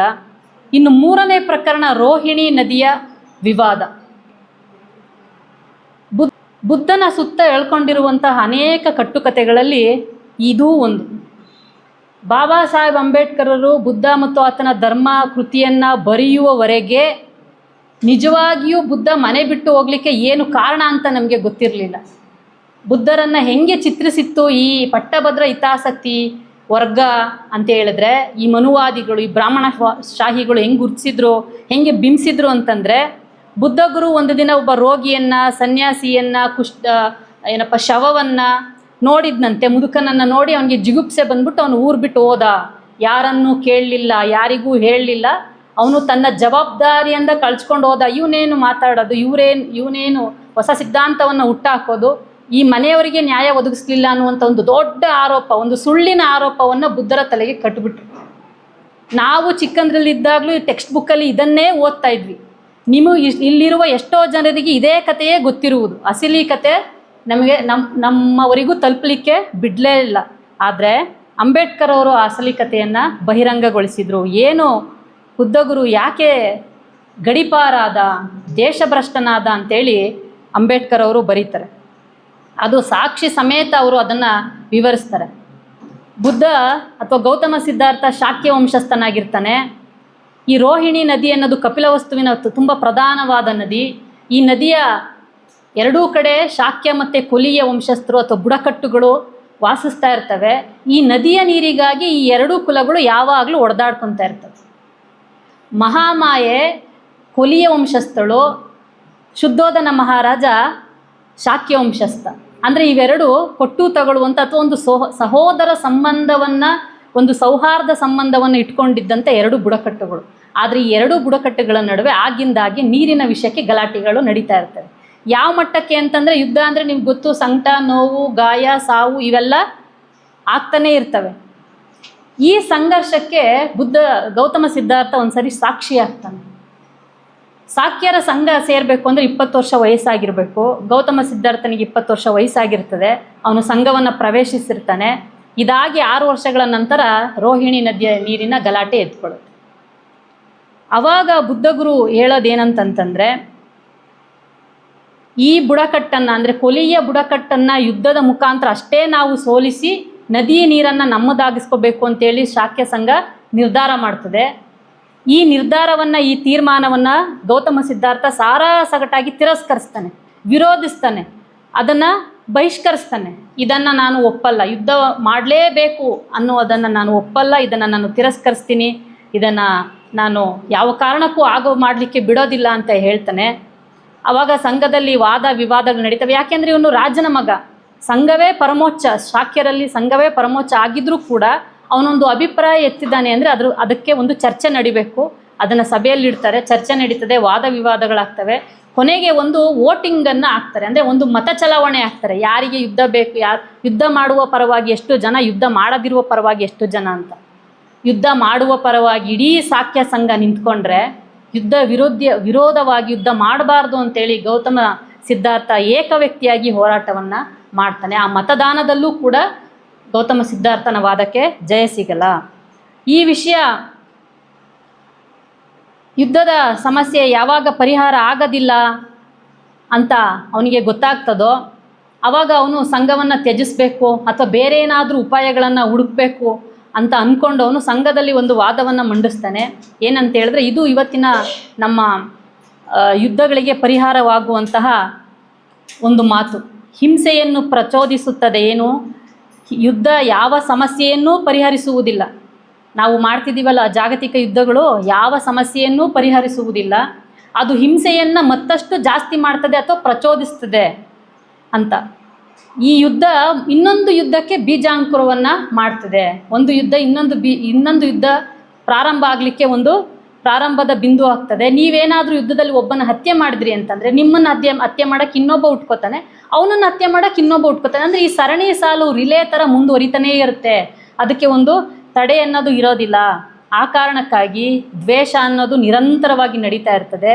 ದ್ವೇಷವನ್ನು ಹೆಚ್ಚಿಸ್ತದೆಯೇ ಹೊರತು ಯಾವ ಕಾರಣಕ್ಕೂ ಪ್ರೀತಿಯನ್ನು ಅದು ಹೆಚ್ಚಿಗೆ ಮಾಡಲಾರ್ದು ಅಂತೇಳಿ ಅವನು ಸಂಘದಲ್ಲಿ ಪ್ರಸ್ತಾಪ ಮಾಡ್ತಾನೆ. ಆದರೆ ಅವನು ಏನೇ ಹೇಳಿದ್ರೂ ಸಂಘ ಆತನ ತೀರ್ಮಾನವನ್ನು ಒಪ್ಪಲಿಕ್ಕೆ ರೆಡಿ ಇರಲ್ಲ. ಯಾಕೆಂದರೆ ಅವ್ರಿಗೆ ಬೇರೆ ಮಾರ್ಗವೇ ಗೊತ್ತಿಲ್ಲ, ಯೋಚನೆ ಮಾಡುವ ಒಂದು ಅವಕಾಶವೇ ಸಿಕ್ಕಿಲ್ಲ. ಅವ್ರಿಗೆ ಗೊತ್ತಿರೋದೊಂದೇ ಯುದ್ಧ ಮಾಡಬೇಕು, ನೀರು ಪಡ್ಕೋಬೇಕಂತ. ನಮ್ಮ ಎದುರಾಳಿ ಇರುವ ಊರಿನವರು ಕೂಡ ಮನುಷ್ಯರು ಅಂತ ನಾವು ಪರಿಗಣಿಸ್ಕೊಳ್ಳಿಲ್ಲ ಅಂದರೆ ಈ ಯುದ್ಧ ತುಂಬ ಸರಾಗವಾಗಿ ನಡೀತದೆ. ಈ ಸಂಬಂಧವಾಗಿ ಶಾಕ್ಯರ ಸಂಘ ಬುದ್ಧನ ವಿರುದ್ಧ ಶಿಕ್ಷೆಯನ್ನು ಘೋಷಣೆ ಮಾಡಿಬಿಡ್ತದೆ. ಯಾಕೆ ಅಂದರೆ ಶಾಕ್ಯರ ಸಂಘ ಸೇರಬೇಕಾದ್ರೆ ಅವ್ರಿಗೊಂದು ನಿಯಮಗಳಿರ್ತವೆ. ಬಹುಸಂಖ್ಯಾತ ಶಾಕ್ಯರ ಸದಸ್ಯರು ಒಪ್ಪಿದ ತೀರ್ಮಾನಕ್ಕೆ ವ್ಯತಿರಿಕ್ತವಾಗಿ ನಡೆದದ್ದೇ ಆದರೆ ಈ ಒಂದು ಶಿಕ್ಷೆಗೆ ಯಾರು ವ್ಯತಿರಿಕ್ತವಾಗಿ ನಡೀತಾರಲ್ಲ ಅವರು ಗುರಿಯಾಗಬೇಕಾಗ್ತದೆ. ಅದಕ್ಕೆ ನಿನಗೆ ಒಪ್ಪಿಗೆ ಇದೆಯಾ ಅಂತ ಪ್ರಾರಂಭದಲ್ಲಿ ಗೌತಮ ಸಿದ್ಧಾರ್ಥನ ಹತ್ರ ಒಪ್ಪಿಗೆ ಪಡ್ಕೊಂಡಿರ್ತಾನೆ. ಅದಕ್ಕೆ ಅವನು ಒಪ್ಪಿಗೆ ಇದೆ ಅಂತ ಅಂದಿರ್ತಾನೆ. ಯಾಕೆಂದರೆ ಇಂಥದ್ದೊಂದು ಸಂದರ್ಭ ಬರುತ್ತೆ ಅನ್ನೋದು ಗೌತಮ ಸಿದ್ಧಾರ್ಥನಿಗೂ ಊಹೆಗೆ ನಿಲುಕದೇ ಇರೋ ಅಂಥದ್ದು. ಅಂಥ ಸಂದರ್ಭದಲ್ಲಿ ಆ ಥರದೊಂದು ಸನ್ನಿವೇಶ ಸೃಷ್ಟಿಯಾಗ್ತದೆ. ಗೌತಮ ಸಿದ್ಧಾರ್ಥನಿಗೆ ಒಂದು ಶಿಕ್ಷೆಯನ್ನು ಘೋಷಣೆ ಮಾಡ್ತಾರೆ. ಆ ಶಿಕ್ಷೆ ಏನು ಅಂತಂದರೆ 3 ರೀತಿಯ ಆಯ್ಕೆಯನ್ನು ಗೌತಮ ಸಿದ್ಧಾರ್ಥನ ಮುಂದೆ ಇಡ್ತಾರೆ. ಮೊದಲನೇದು, ನೀನು ನಮ್ಮೊಂದಿಗೆ ಸೇರಿಕೊಂಡು ಅಂದರೆ ಶಾಕ್ಯರೊಂದಿಗೆ ಸೇರಿಕೊಂಡು ಕೊಲಿಯರ ವಿರುದ್ಧ ಯುದ್ಧ ಮಾಡಬೇಕು. ಎರಡನೇದು, ಮರಣದಂಡನೆಗೆ ಗುರಿಯಾಗಬೇಕು, ಇಲ್ಲ ಗಡೀಪಾರಾಗಬೇಕು. ಮೂರನೇದು, ನಿನ್ನ ಇಡೀ ಕುಟುಂಬವನ್ನು ನಾವು ಬಹಿಷ್ಕರಿಸ್ತೀವಿ ಮತ್ತು ನಿನ್ನ ಇಡೀ ಆಸ್ತಿ ಪಾಸ್ತಿಯನ್ನು ಮುತ್ತುಗೋಲು ಹಾಕೋತೀವಿ ಅಂತೇಳಿ 3 ಆಪ್ಷನನ್ನು ಗೌತಮ ಸಿದ್ಧಾರ್ಥನ ಮುಂದೆ ಇಡ್ತಾರೆ. ಈ ಸಂದರ್ಭದಲ್ಲಿ ಗೌತಮ ಸಿದ್ಧಾರ್ಥ 1 ಮತ್ತು 3 ತಿರಸ್ಕರಿಸ್ತಾನೆ. ನಾನು ಯಾವ ಕಾರಣಕ್ಕೂ ನಿಮ್ಮ ಪರವಾಗಿ ನಿಂತು ಕೊಲಿಯರ ವಿರುದ್ಧ ಯುದ್ಧ ಮಾಡಲಾರೆ. ಮೂರನೇದು, ಇದು ನನ್ನ ವೈಯಕ್ತಿಕ ಅಭಿಪ್ರಾಯ, ಯುದ್ಧ ಮಾಡಬೇಕು, ಯುದ್ಧ ನಿಲ್ಲಿಸಬೇಕು ಅನ್ನೋಂಥದ್ದು ನನ್ನ ವೈಯಕ್ತಿಕ ಅಭಿಪ್ರಾಯ. ಆ ಕಾರಣಕ್ಕಾಗಿ ನೀವು ಇಡೀ ನನ್ನ ಕುಟುಂಬವನ್ನು ಬಹಿಷ್ಕರಿಸುವುದೇ ಆಗಲಿ, ಅವರ ಆಸ್ತಿ ಪಾಸ್ತಿಗಳನ್ನು ಮುತ್ತುಗೋಲು ಹಾಕಿಕೊಳ್ಳುವುದೇ ಆಗಲಿ ಅದನ್ನು ಮಾಡಿಕೂಡ್ದು. ನಾನು ಎರಡನೇದನ್ನು ಒಪ್ಪುತ್ತೀನಿ ಅಂತ ಅಂದರೆ ಮರಣದಂಡನೆಗೆ ಗೌತಮ ಸಿದ್ಧಾರ್ಥ ತಯಾರಾಗ್ತಾನೆ. ಯುದ್ಧವನ್ನು ನಿಲ್ಲಿಸಬೇಕು ಅನ್ನೋ ಏಕಮೇವ ಕಾರಣಕ್ಕಾಗಿ ತನ್ನನ್ನೇ ತಾನು ಬಲಿ ಕೊಟ್ಕೊಳ್ಳುವ ಮಟ್ಟಕ್ಕೆ ಗೌತಮ ಸಿದ್ಧಾರ್ಥ ತಯಾರಾಗಿ ಹೋಗ್ತಾನೆ. ಇದು ನಾವಿವತ್ತು ಕಲಿಬೇಕಾಗಿರುವ, ಪ್ರಚಾರ ಮಾಡಬೇಕಾಗಿರುವಂಥ ಒಂದು ಮುಖ್ಯವಾದ ವಿಷಯ. ಎಷ್ಟು ತಲೆಯನ್ನಾದರೂ ಕಡಿದು, ಎಷ್ಟು ದೇಶದ ಮೇಲೆ ಯುದ್ಧವನ್ನಾದರೂ ಮಾಡಿ, ಎಷ್ಟು ಮಕ್ಕಳನ್ನಾದರೂ ಸಾಯಿಸಿ ನಾನು ನನ್ನ ಪ್ರಭುತ್ವವನ್ನು ಸ್ಥಾಪಿಸ್ಕೋತೀನಿ ಅಂತ ಹೇಳ್ತಿರುವ ಇಂಥ ದುಷ್ಟಶಕ್ತಿಗಳ ನಡುವೆ, ಮತೀಯ ಶಕ್ತಿಗಳ ನಡುವೆ ಒಂದು ಯುದ್ಧ, ಒಂದು ಬುಡಕಟ್ಟಿನ ಸಣ್ಣ ಬುಡಕಟ್ಟುಗಳು, ಅವಾಗೆಲ್ಲ ಜನಸಂಖ್ಯೆ ತುಂಬ ಕಡಿಮೆ, ಆ ಸಣ್ಣ ಬುಡಕಟ್ಟುಗಳ ನಡುವೆ ಏರ್ಪಟ್ಟಂಥ ಯುದ್ಧವನ್ನು ತಡಿಬೇಕು ಅಂತೇಳಿ ತನ್ನನ್ನೇ ತಾನು ಶಿಕ್ಷಿಸ್ಕೊಳ್ಳೋಕ್ಕೆ ರೆಡಿಯಾದಂಥ ಬುದ್ಧನ ಗುಣ ತತ್ವ ಇವತ್ತು ನಿಜವಾಗಿಯೂ ನಮ್ಮೆಲ್ಲರಿಗೂ ಮಾದರಿಯಾಗಬೇಕು. ನಮ್ಮೆಲ್ಲರಿಗೂ ಅಷ್ಟೇ ಅಲ್ಲ, ಇಡೀ ಜಗತ್ತಿಗೆ ಮಾದರಿಯಾಗಬೇಕಾದಂಥದ್ದು. ಕೊನೆಗೆ ಗೌತಮ ಸಿದ್ಧಾರ್ಥ ರಾಜನ ಮಗನಾಗಿದ್ದರಿಂದ ಶಾಕ್ಯ ಸಂಘ ಆತನನ್ನು ಗಲ್ಲಿಗೇರಿಸಲ್ಲ, ಆದರೆ ಆತನನ್ನು ಗಡೀಪಾರು ಮಾಡ್ತದೆ. ಅವನು ಎಲ್ಲರನ್ನ ಒಪ್ಪಿಸಿ, ತಂದೆ ತಾಯಿಯನ್ನು ಒಪ್ಪಿಸಿ, ಮಗನನ್ನು ಕಂಡು, ತನ್ನ ಹೆಂಡತಿ ಯಶೋಧರೆಯನ್ನು ಕಂಡು, ಯಶೋಧರೆ ಬುದ್ಧನ ನಡುವಿನ ಆ ಡೈಲಾಗ್ನ ನೀವು ಕೇಳಬೇಕು. ಯಾರಾದರೂ ನಾಟಕ ಮಾಡಿದ್ರೆ ಅದನ್ನು ವಸ್ತು ವಿಷಯವನ್ನಾಗಿ ಇಟ್ಕೊಂಡು ನಾಟಕ ಮಾಡಬೇಕು. ಹೇಗೆ ಯಶೋಧರೆ ಮತ್ತು ಗೌತಮ ಬುದ್ಧನ ನಡುವೆ ಒಂದು ಡೈಲಾಗ್ ನಡೀತು, ನಾನು ಗಡೀಪಾರಾಗ್ತಾ ಇದ್ದೀನಿ, ಗಡೀಪಾರಾಗಿ ಹೋಗ್ತಿದ್ದೀನಿ ಅಂತೇಳಿ. ಆ ಡೈಲಾಗ್ ತುಂಬ ಅದ್ಭುತವಾಗಿದೆ, ಅದನ್ನು ಓದಬೇಕು ನೀವು. ಕೊನೆಗೆ ಎಲ್ಲರನ್ನ ಒಪ್ಪಿಸಿ ಗೌತಮ ಸಿದ್ಧಾರ್ಥ ಹೊರ ನಡೀತಾನೆ. ಗೌತಮ ಸಿದ್ಧಾರ್ಥ ಗಡೀಪಾರಾದ ಗೌತಮ ಸಿದ್ಧಾರ್ಥ ಮಧ್ಯರಾತ್ರಿ ಎದ್ದು ಬಿಟ್ಟು ಚೆನ್ನನ್ ಕುದುರೆ ಏರಿ ಓದದ್ದಲ್ಲ, ಎಲ್ಲರನ್ನ ಒಪ್ಪಿಸಿ ಸಂಘದಲ್ಲಿ ಒಡೆದಾಡಿ ಯುದ್ಧ ನಿಲ್ಲಿಸಲಿಲ್ಲ ಅಂದರೆ ನಾನು ಈ ರಾಜ್ಯವನ್ನೇ ತೊರಿತೀನಿ ಅಂತೇಳಿ ಗಡೀಪಾರಾದಂಥ ಕತೆ. ಇದನ್ನು ನಮಗೆ ತಲುಪಿಸೇ ಇಲ್ಲ, ನಮಗೆ ಹೇಳಲೇ ಇಲ್ಲ. ಇದನ್ನು ನಾವು ತಿಳ್ಕೊಬೇಕಾಗಿರೋದು. ಈ ವಿಷಯ ಇಡೀ ರಾಜ್ಯದಾದ್ಯಂತ ಪ್ರಚಾರ ಆಗುತ್ತೆ. ಕೊಲಿಯರು ಮತ್ತು ಶಾಕ್ಯ ರಾಜ್ಯಗಳ ನಡುವೆ ತುಂಬ ದೊಡ್ಡದಾಗಿ ಪ್ರಚಾರ ಆಗ್ತದೆ. ಅಲ್ಲಿನ ಯೂತ್ಸು, ಅಲ್ಲಿನ ಯುವ ಜನತೆ ಜಾಗೃತರಾಗ್ತಾರೆ. ಒಬ್ಬ ಮಹಾರಾಜನ ಮಗ ತನಗಿದ್ದ ಎಲ್ಲ ಐಶ್ವರ್ಯಗಳನ್ನು, ಸಕಲ ಸೌಲಭ್ಯಗಳನ್ನು, ಹೆಂಡತಿ ಮಗುವನ್ನು, ಅಧಿಕಾರವನ್ನು ಬಿಟ್ಟು ರಾಜ್ಯದಿಂದ ಬಹಿಷ್ಕಾರವನ್ನು ಹೊಂದಿ ಯುದ್ಧವನ್ನು ನಿಲ್ಲಿಸಲಿಕ್ಕೆ ಹೋಗ್ತಾನೆ ಅಂತಂದರೆ ಅವನ ತ್ಯಾಗಕ್ಕೆ ಏನಾದರೂ ಬೆಲೆ ಕೊಡಬೇಕಲ್ವ, ನಾವು ಎಳ್ಳಷ್ಟಾದರೂ ಬೆಲೆ ಕೊಡಬೇಕಲ್ವ ಅಂತೇಳಿ ಎರಡೂ ಬುಡಕಟ್ಟುಗಳು, ಎರಡೂ ಕುಲಗಳನ್ನು ಯುವಕರು ಜಾಗೃತರಾಗಿ ಕರಪತ್ರಗಳನ್ನು ಹೊರಡಿಸ್ತಾರೆ. ಬೀದಿ ಬೀದಿಗಳಲ್ಲಿ, ಗಲ್ಲಿಗಳಲ್ಲಿ ಪ್ರಚಾರ ಮಾಡ್ತಾರೆ. ಕೊಲಿಯರು ನಮ್ಮ ಸಹೋದರರು, ಗೌತಮ ಸಿದ್ಧಾರ್ಥನ ತ್ಯಾಗವನ್ನು ಮರಿಬೇಡಿ, ಯುದ್ಧದಿಂದ ನೋವು ಸಂಕಟ ನಷ್ಟವೇ ವಿನಃ ಪ್ರೀತಿ ಹುಟ್ಟೋದಿಲ್ಲ, ದ್ವೇಷದಿಂದ ದ್ವೇಷ ಮಾತ್ರ ಸಾಧ್ಯ ಅಂತೇಳಿ ಕರಪತ್ರಗಳನ್ನು ಹಚ್ಚಾಕಿಸಿ ಮಹಿಳೆಯರು, ಮಕ್ಕಳು, ಮುದುಕರು, ಯುವಕರು ಎಲ್ಲರೂ ಕೂಡ ದೊಡ್ಡದಾಗಿ ಪ್ರಚಾರ ಮಾಡ್ತಾರೆ. ಶಾಕ್ಯ ಸಂಘಕ್ಕೆ ಅದು ದೊಡ್ಡ ತಲೆನೋವಾಗ್ಬಿಡ್ತದೆ. ಈಗ ಇವರು ಯುದ್ಧ ಮಾಡಬೇಕು ಅಂತಿದ್ದಾರೆ, ಇಡೀ ರಾಜ್ಯ ಯುದ್ಧ ವಿರುದ್ಧವಾಗಿ ನಿಂತ್ಕೊಂಡಿದೆ, ಏನು ಮಾಡಬೇಕೀಗ ಅಂತೇಳಿ. ಆವಾಗ ಗೌತಮ ಸಿದ್ಧಾರ್ಥನೇ ಒಂದು ಪರಿಹಾರವನ್ನು ಸೂಚಿಸಿರ್ತಾನೆ ಸಂಘದೊಳಗಿದ್ದಾಗ. ನಾವು ಯುದ್ಧಕ್ಕೆ ಬದಲಾಗಿ ಏನು ಮಾಡ್ಬೋದು ಅಂದರೆ, ಶಾಕ್ಯರಿಂದ 2, ಕೊಲಿಯರಿಂದ 2, ಈ 4 ಜನರು ಸೇರಿ ಇನ್ನೊಬ್ಬನನ್ನು ಆಯ್ಕೆ ಮಾಡಿಕೊಂಡು ಒಂದು ಸಮಿತಿಯನ್ನು ರಚನೆ ಮಾಡ್ಕೊಳ್ಳೋಣ. ಆ ಸಮಿತಿ ಏನು ತೀರ್ಮಾನ ಕೊಡುತ್ತೆ ಅದಕ್ಕೆ ಬದ್ಧವಾಗಿರೋಣ. ಯುದ್ಧವನ್ನು ಹೊರತುಪಡಿಸಿ ಒಂದು ಪಕ್ಷ ಆ ಸಮಿತಿಯೂ ಯುದ್ಧ ಬೇಕು ಅಂದರೆ ಆ ಸಮಿತಿಯನ್ನು ಧಿಕ್ಕರಿಸಬೇಕು ಅಂತ ಹೇಳಿರ್ತಾನೆ. ಯಾವಾಗ ಇಡೀ ರಾಜ್ಯ, ಇಡೀ ಬುಡಕಟ್ಟುಗಳು ವಿರುದ್ಧವಾಗ್ತವೋ ಆವಾಗ ಸಂಘ ಈ ತೀರ್ಮಾನಕ್ಕೆ ಬರುತ್ತೆ. ಇವರಿಂದ 2, ಅವರಿಂದ 2, ಇನ್ನೊಬ್ಬರನ್ನು ಒಟ್ಟು 5 ಜನರ ಸಮಿತಿಯನ್ನು ರಚನೆ ಮಾಡಿಕೊಂಡು ರೋಹಿಣಿ ನದಿ ನೀರನ್ನು ಶಾಂತ ರೀತಿಯಲ್ಲಿ ಆ ವಿವಾದವನ್ನು ಬಗೆಹರಿಸ್ಕೋತಾರೆ. ಯಾರು ಎಷ್ಟು ನೀರನ್ನು ಯಾವಾಗ ಬಳಸಬೇಕು ಅಂತೇಳಿ ಕೂತು ಮಾತನಾಡಿ ಸಮಸ್ಯೆಯನ್ನು ಬಗೆಹರಿಸ್ಕೋತಾರೆ. ಇದು ಯುದ್ಧಕ್ಕೆ ಇರುವಂತಹ ಪರಿಹಾರ. 2500 ವರ್ಷದಿಂದನೇ ಬುದ್ಧಗುರು ಹೇಳೋಗಿದ್ದಾರೆ. ಇವತ್ತು ನಾವು ಎಲ್ಲಿದೆ ಪರಿಹಾರ, ಯಾರ ಹತ್ರ ಹುಡ್ಕೋಣ ಪರಿಹಾರ, ಹೇಗೆ ಹುಡ್ಕೋಣ ಪರಿಹಾರ ಅಂತ ಒದ್ದಾಡ್ತಾ ಇದ್ದೀವಿ. ಈ ವಿಷಯ ದೇಶಭ್ರಷ್ಟನಾಗಿದ್ದ ಗೌತಮ ಸಿದ್ಧಾರ್ಥನಿಗೆ ತಲುಪ್ತದೆ. ಅಶ್ವಜಿತ, ಮಹಾನಾಮ, ಕಶ್ಯಪ, ಬಾದುಕ ಅಂತೇಳಿ ಒಂದು 5 ಜನ ಬೇರೆ ಧರ್ಮಕ್ಕೆ ಸೇರಿದ ಸನ್ಯಾಸಿಗಳು ಬುದ್ಧಗುರುವಿಗೆ ಈ ವಿಷಯ ತಲುಪಿಸ್ತಾರೆ. ನೀನು ಗೌತಮ ಸಿದ್ಧಾರ್ಥನಲ್ವಾ, ನೀನು ರೋಹಿಣಿ ನದಿಯ ವಿವಾದಕ್ಕಾಗಿ ದೇಶಭ್ರಷ್ಟನಾಗಿದೆ ಅಲ್ವಾ, ನಿಂದು ವನವಾಸ ಮುಗೀತು, ಇವಾಗ ನೀನು ಸನ್ಯಾಸತ್ವ ಬಿಟ್ಬಿಡ್ಬೋದು ಅಂತ ಹೇಳ್ತಾರೆ. ಗೌತಮ ಸಿದ್ಧಾರ್ಥನಿಗೆ ಆಶ್ಚರ್ಯ ಆಗುತ್ತೆ, ಯಾಕೆ ನಾನೀಗ ಸನ್ಯಾಸತ್ವ ಬಿಡಬೇಕು ಅಂತ. ಯಾಕೆ ಅಂದರೆ ರೋಹಿಣಿ ನದಿ ವಿವಾದ ಬಗೆಹರಿತು, ರಕ್ತವಿಲ್ಲದೆ, ಜನರ ಸಾವು ನೋವು ಸಂಕಟವಿಲ್ಲದೆ ಒಂದು ಸಮಿತಿಯನ್ನು ರಚನೆ ಮಾಡಿಕೊಂಡು ಕೂತು ಅವರು ಬಗೆಹರಿಸ್ಕೊಂಡ್ರು. ಇನ್ಯಾಕೆ ನೀನು ಸನ್ಯಾಸತ್ವದಲ್ಲಿ ಇದ್ದೀಯಾ, ನೀನು ಇನ್ಯಾಕೆ ಗಡಿಪಾರನ್ನು ಅನುಭವಿಸ್ಬೇಕು, ಹೋಗು ನೀನು ರಾಜ್ಯಭಾರ ಮಾಡು, ನಿನ್ನ ರಾಜ್ಯ ಇವಾಗ ಸುಭಿಕ್ಷವಾಗಿದೆ ಅಂತೇಳಿ ಆ ಸನ್ಯಾಸಿಗಳು ಹೇಳ್ತಾರೆ. ಆಗ ಗೌತಮ ಸಿದ್ಧಾರ್ಥ ಒಂದು ಕ್ಷಣ ಒಂದು ಜಾಗದಲ್ಲಿ ಕೂತು ಮೌನವಾಗಿ ಆಲೋಚನೆ ಮಾಡ್ತಾನೆ. ಈ ಯುದ್ಧ ಅನ್ನುವುದು ನೋವು ಸಂಕಟ ಅಥವಾ ಇನ್ಯಾವುದೇ ಈ ಮಾರಣಾಂತಿಕ ಹಲ್ಲೆಗಳು ಕೇವಲ ಕೊಲಿಯರು ಅಥವಾ ಶಾಕ್ಯರ ನಡುವೆ ಮಾತ್ರ ನಡೀತಾ ಇರೋದಾ? ಅಷ್ಟು ಮಾತ್ರ ನಡೀತಾ ಇರೋದಾ? ಇಲ್ಲ, 2500 ವರ್ಷದ ಹಿಂದೆ ರೋಹಿಣಿ ನದಿ ತೀರದಲ್ಲಿ ಏನು ನಡೀತೋ ಇವತ್ತು ಅದೇ ನಡೀತಿದೆ ಕರ್ನಾಟಕ ತಮಿಳ್ನಾಡು ಬಾರ್ಡ್ರಲ್ಲಿ. ಹೌದಾ ಅಲ್ವಾ? ನಾವು ನಮ್ಮ ಕಾವೇರಿ ನೀರಿಗಾಗಿ ಹೊಡೆದಾಡ್ಕೊತಾ ಇದ್ದೀವಿ. ಅದು ಒಂದು ಇವತ್ತು ತಾರ್ಕಿಕ ಅಂತ್ಯವನ್ನು ಕಾಣಲಿಕ್ಕೆ ಸಾಧ್ಯನೇ ಆಗದಿರೋವಂಥ ಡಿಸ್ಪ್ಯೂಟ್ ಆಗೋಗಿದೆ. ಅದಕ್ಕಾಗಿ ಒಂದು ಪ್ರಾಧಿಕಾರ ಸ್ಥಾಪನೆ ಮಾಡಿಕೊಂಡ್ರೂ ಸಾಧ್ಯ ಆಗ್ತಿಲ್ಲ. ಇದು ಕೇವಲ ನನ್ನ ರಾಜ್ಯಕ್ಕೆ ಸಂಬಂಧಿಸಿದ ವಿಷಯ ಅಲ್ಲ. ಯುದ್ಧ ಅನ್ನುವುದು, ನೋವು ಅನ್ನುವುದು, ಸಂಕಟ ಅನ್ನುವುದು, ದುಃಖ ಅನ್ನುವುದು ಕೇವಲ ನನ್ನ ರಾಜ್ಯಕ್ಕೆ ಸೀಮಿತವಾದ ವಿಷಯ ಅಲ್ಲ. ಇದು ನನ್ನ ರಾಜ್ಯದಂತೆ ಬೇರೆ ಬೇರೆ ರಾಜ್ಯಗಳಲ್ಲಿ, ಬೇರೆ ಬೇರೆ ದೇಶಗಳಲ್ಲಿ ಇಂಥ ಒಂದು ಸಂದರ್ಭ ಘಟನೆಗಳು ನಡೀತಿರಬಹುದಲ್ವಾ ಅಂತ ಆಲೋಚನೆ ಮಾಡ್ತಾನೆ. ಬುದ್ಧರನ್ನು ನಾವು ವಿಶ್ವಗುರು ಅಂತ ಕರಿತೀವಿ, ಮಾರ್ಗದಾತ ಅಂತ ಕರಿತೀವಿ, ಜಗತ್ತಿನ ಬೆಳಕು ಅಂತ ನಮ್ಮ ಶಾಸಕರು ಹೇಳಿದ್ರಲ್ಲ, ಆ ಟೈಟ್ಲು ಬುದ್ಧಗುರುವಿಗೆ ಯಾಕೆ ಸಿಕ್ತು ಅಂದರೆ ತನ್ನ ರಾಜ್ಯದ ಸಮಸ್ಯೆ ಬಗೆಹರಿದ ತಕ್ಷಣ ಆತ ವಾಪಸ್ಸು ಓಡೋಗಿ ಅಧಿಕಾರ ಹಿಡಿಲಿಲ್ಲ. ಇವತ್ತು ನಮ್ಮ ಕೇಂದ್ರದ ಮಂತ್ರಿಗಳೆಲ್ಲ ಮಾಡ್ತಾರಲ್ಲ, ಇವ್ರು ಕೊಟ್ಟಿಲ್ಲ ಅಂದರೆ ಆ ಪಕ್ಷಕ್ಕೆ, ಅವ್ರು ಕೊಟ್ಟಿಲ್ಲ ಅಂದರೆ ಈ ಪಕ್ಷಕ್ಕೆ, ನಂಗೆ ಅಧಿಕಾರ ಬೇಡ ಅಂತ ಇರೋದಿಲ್ವಲ್ಲ. ಹಂಗಿರಲಿಲ್ಲ ಹಂಗಿದ್ದ ಗೌತಮ ಸಿದ್ಧಾರ್ಥ. ಯುದ್ಧ ಪರಿಹಾರ ಆಯಿತು ಅಂದ ತಕ್ಷಣವೇ ಅವನು ರಾಜ್ಯಕ್ಕೆ ವಾಪಸ್ ಹೋಗಿ ಅಧಿಕಾರವನ್ನು ಹಿಡಿಲಿಲ್ಲ. ಅವನೇನು ಮಾಡ್ದ ಅಂದರೆ, ಹಾಗಿದ್ರೆ ಈಗ ಜಗದ ದುಃಖವನ್ನು ಹೇಗೆ ನಾನು ಪರಿಹರಿಸಬಹುದು, ಅದಕ್ಕೆ ನಾನು ಏನು ಮಾರ್ಗವನ್ನು ಕಂಡುಹಿಡಿಬೇಕು ಅಂಥೇಳಿ ಅಲ್ಲಿಯವರೆಗೂ ತಾತ್ಕಾಲಿಕ ಸನ್ಯಾಸತ್ವವನ್ನು ಸ್ವೀಕಾರ ಮಾಡಿದ್ದ ಗೌತಮ ಸಿದ್ಧಾರ್ಥ ಶಾಶ್ವತವಾದ ಸನ್ಯಾಸತ್ವವನ್ನು ಸ್ವೀಕಾರ ಮಾಡ್ತಾನೆ.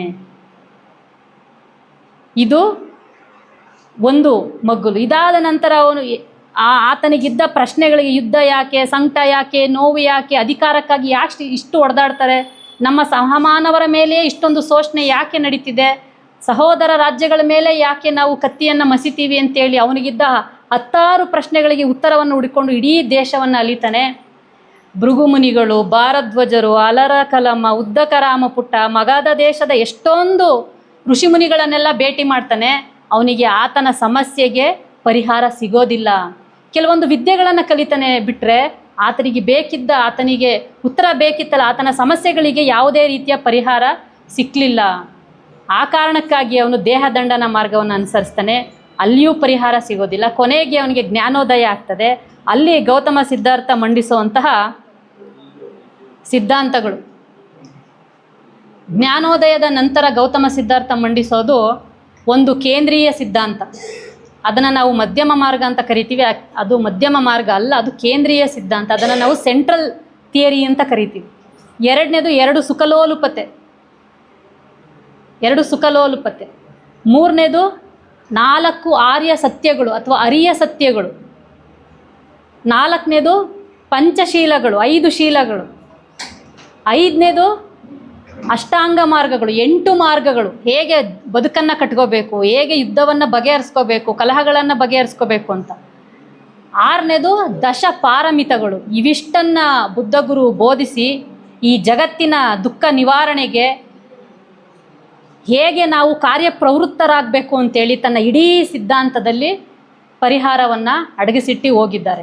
ನಾವೇನಾದರೂ ಒಂದು ವೇಳೆ ಬುದ್ಧರ ಬೋಧನೆಯನ್ನು ಸರಿಯಾಗಿ ಪಾಲಿಸಿದಾದರೆ, ಅದಕ್ಕೆ ಸರಿಯಾಗಿ ಅನ್ನೋ ಪದವನ್ನು ನಾವು ಹಾಕೋಬೇಕು. ಯಾಕೆ ಅಂದರೆ ಬುದ್ಧ ಗುರುವಿನ ಅಷ್ಟಾಂಗ ಮಾರ್ಗ ಇರೋದೇ ಸರಿಯಾಗಿ ಅನ್ನೋದ್ರ ಮೇಲೆ.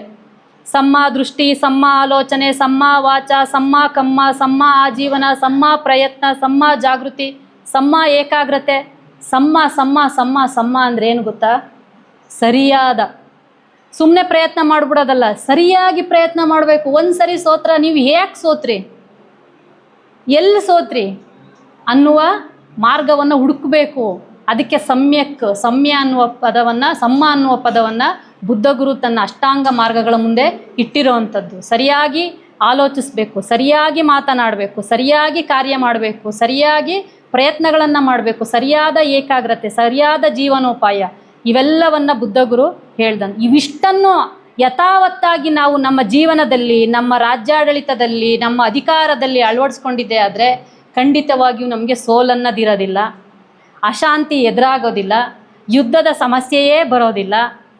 ಹೀಗೆ ಗೌತಮ ಸಿದ್ಧಾರ್ಥರು ಇಡೀ ದೇಶದ, ಇಡೀ ಜಗತ್ತಿನ ಎಲ್ಲ ದುಃಖ ನಿವಾರಣೆಗೆ ತಮ್ಮ ಸಿದ್ಧಾಂತಗಳ ಮೂಲಕ, ತಮ್ಮ ಬೋಧನೆಗಳ ಮೂಲಕ ಪರಿಹಾರವನ್ನು ಕೊಟ್ಟೋಗಿದ್ದಾರೆ.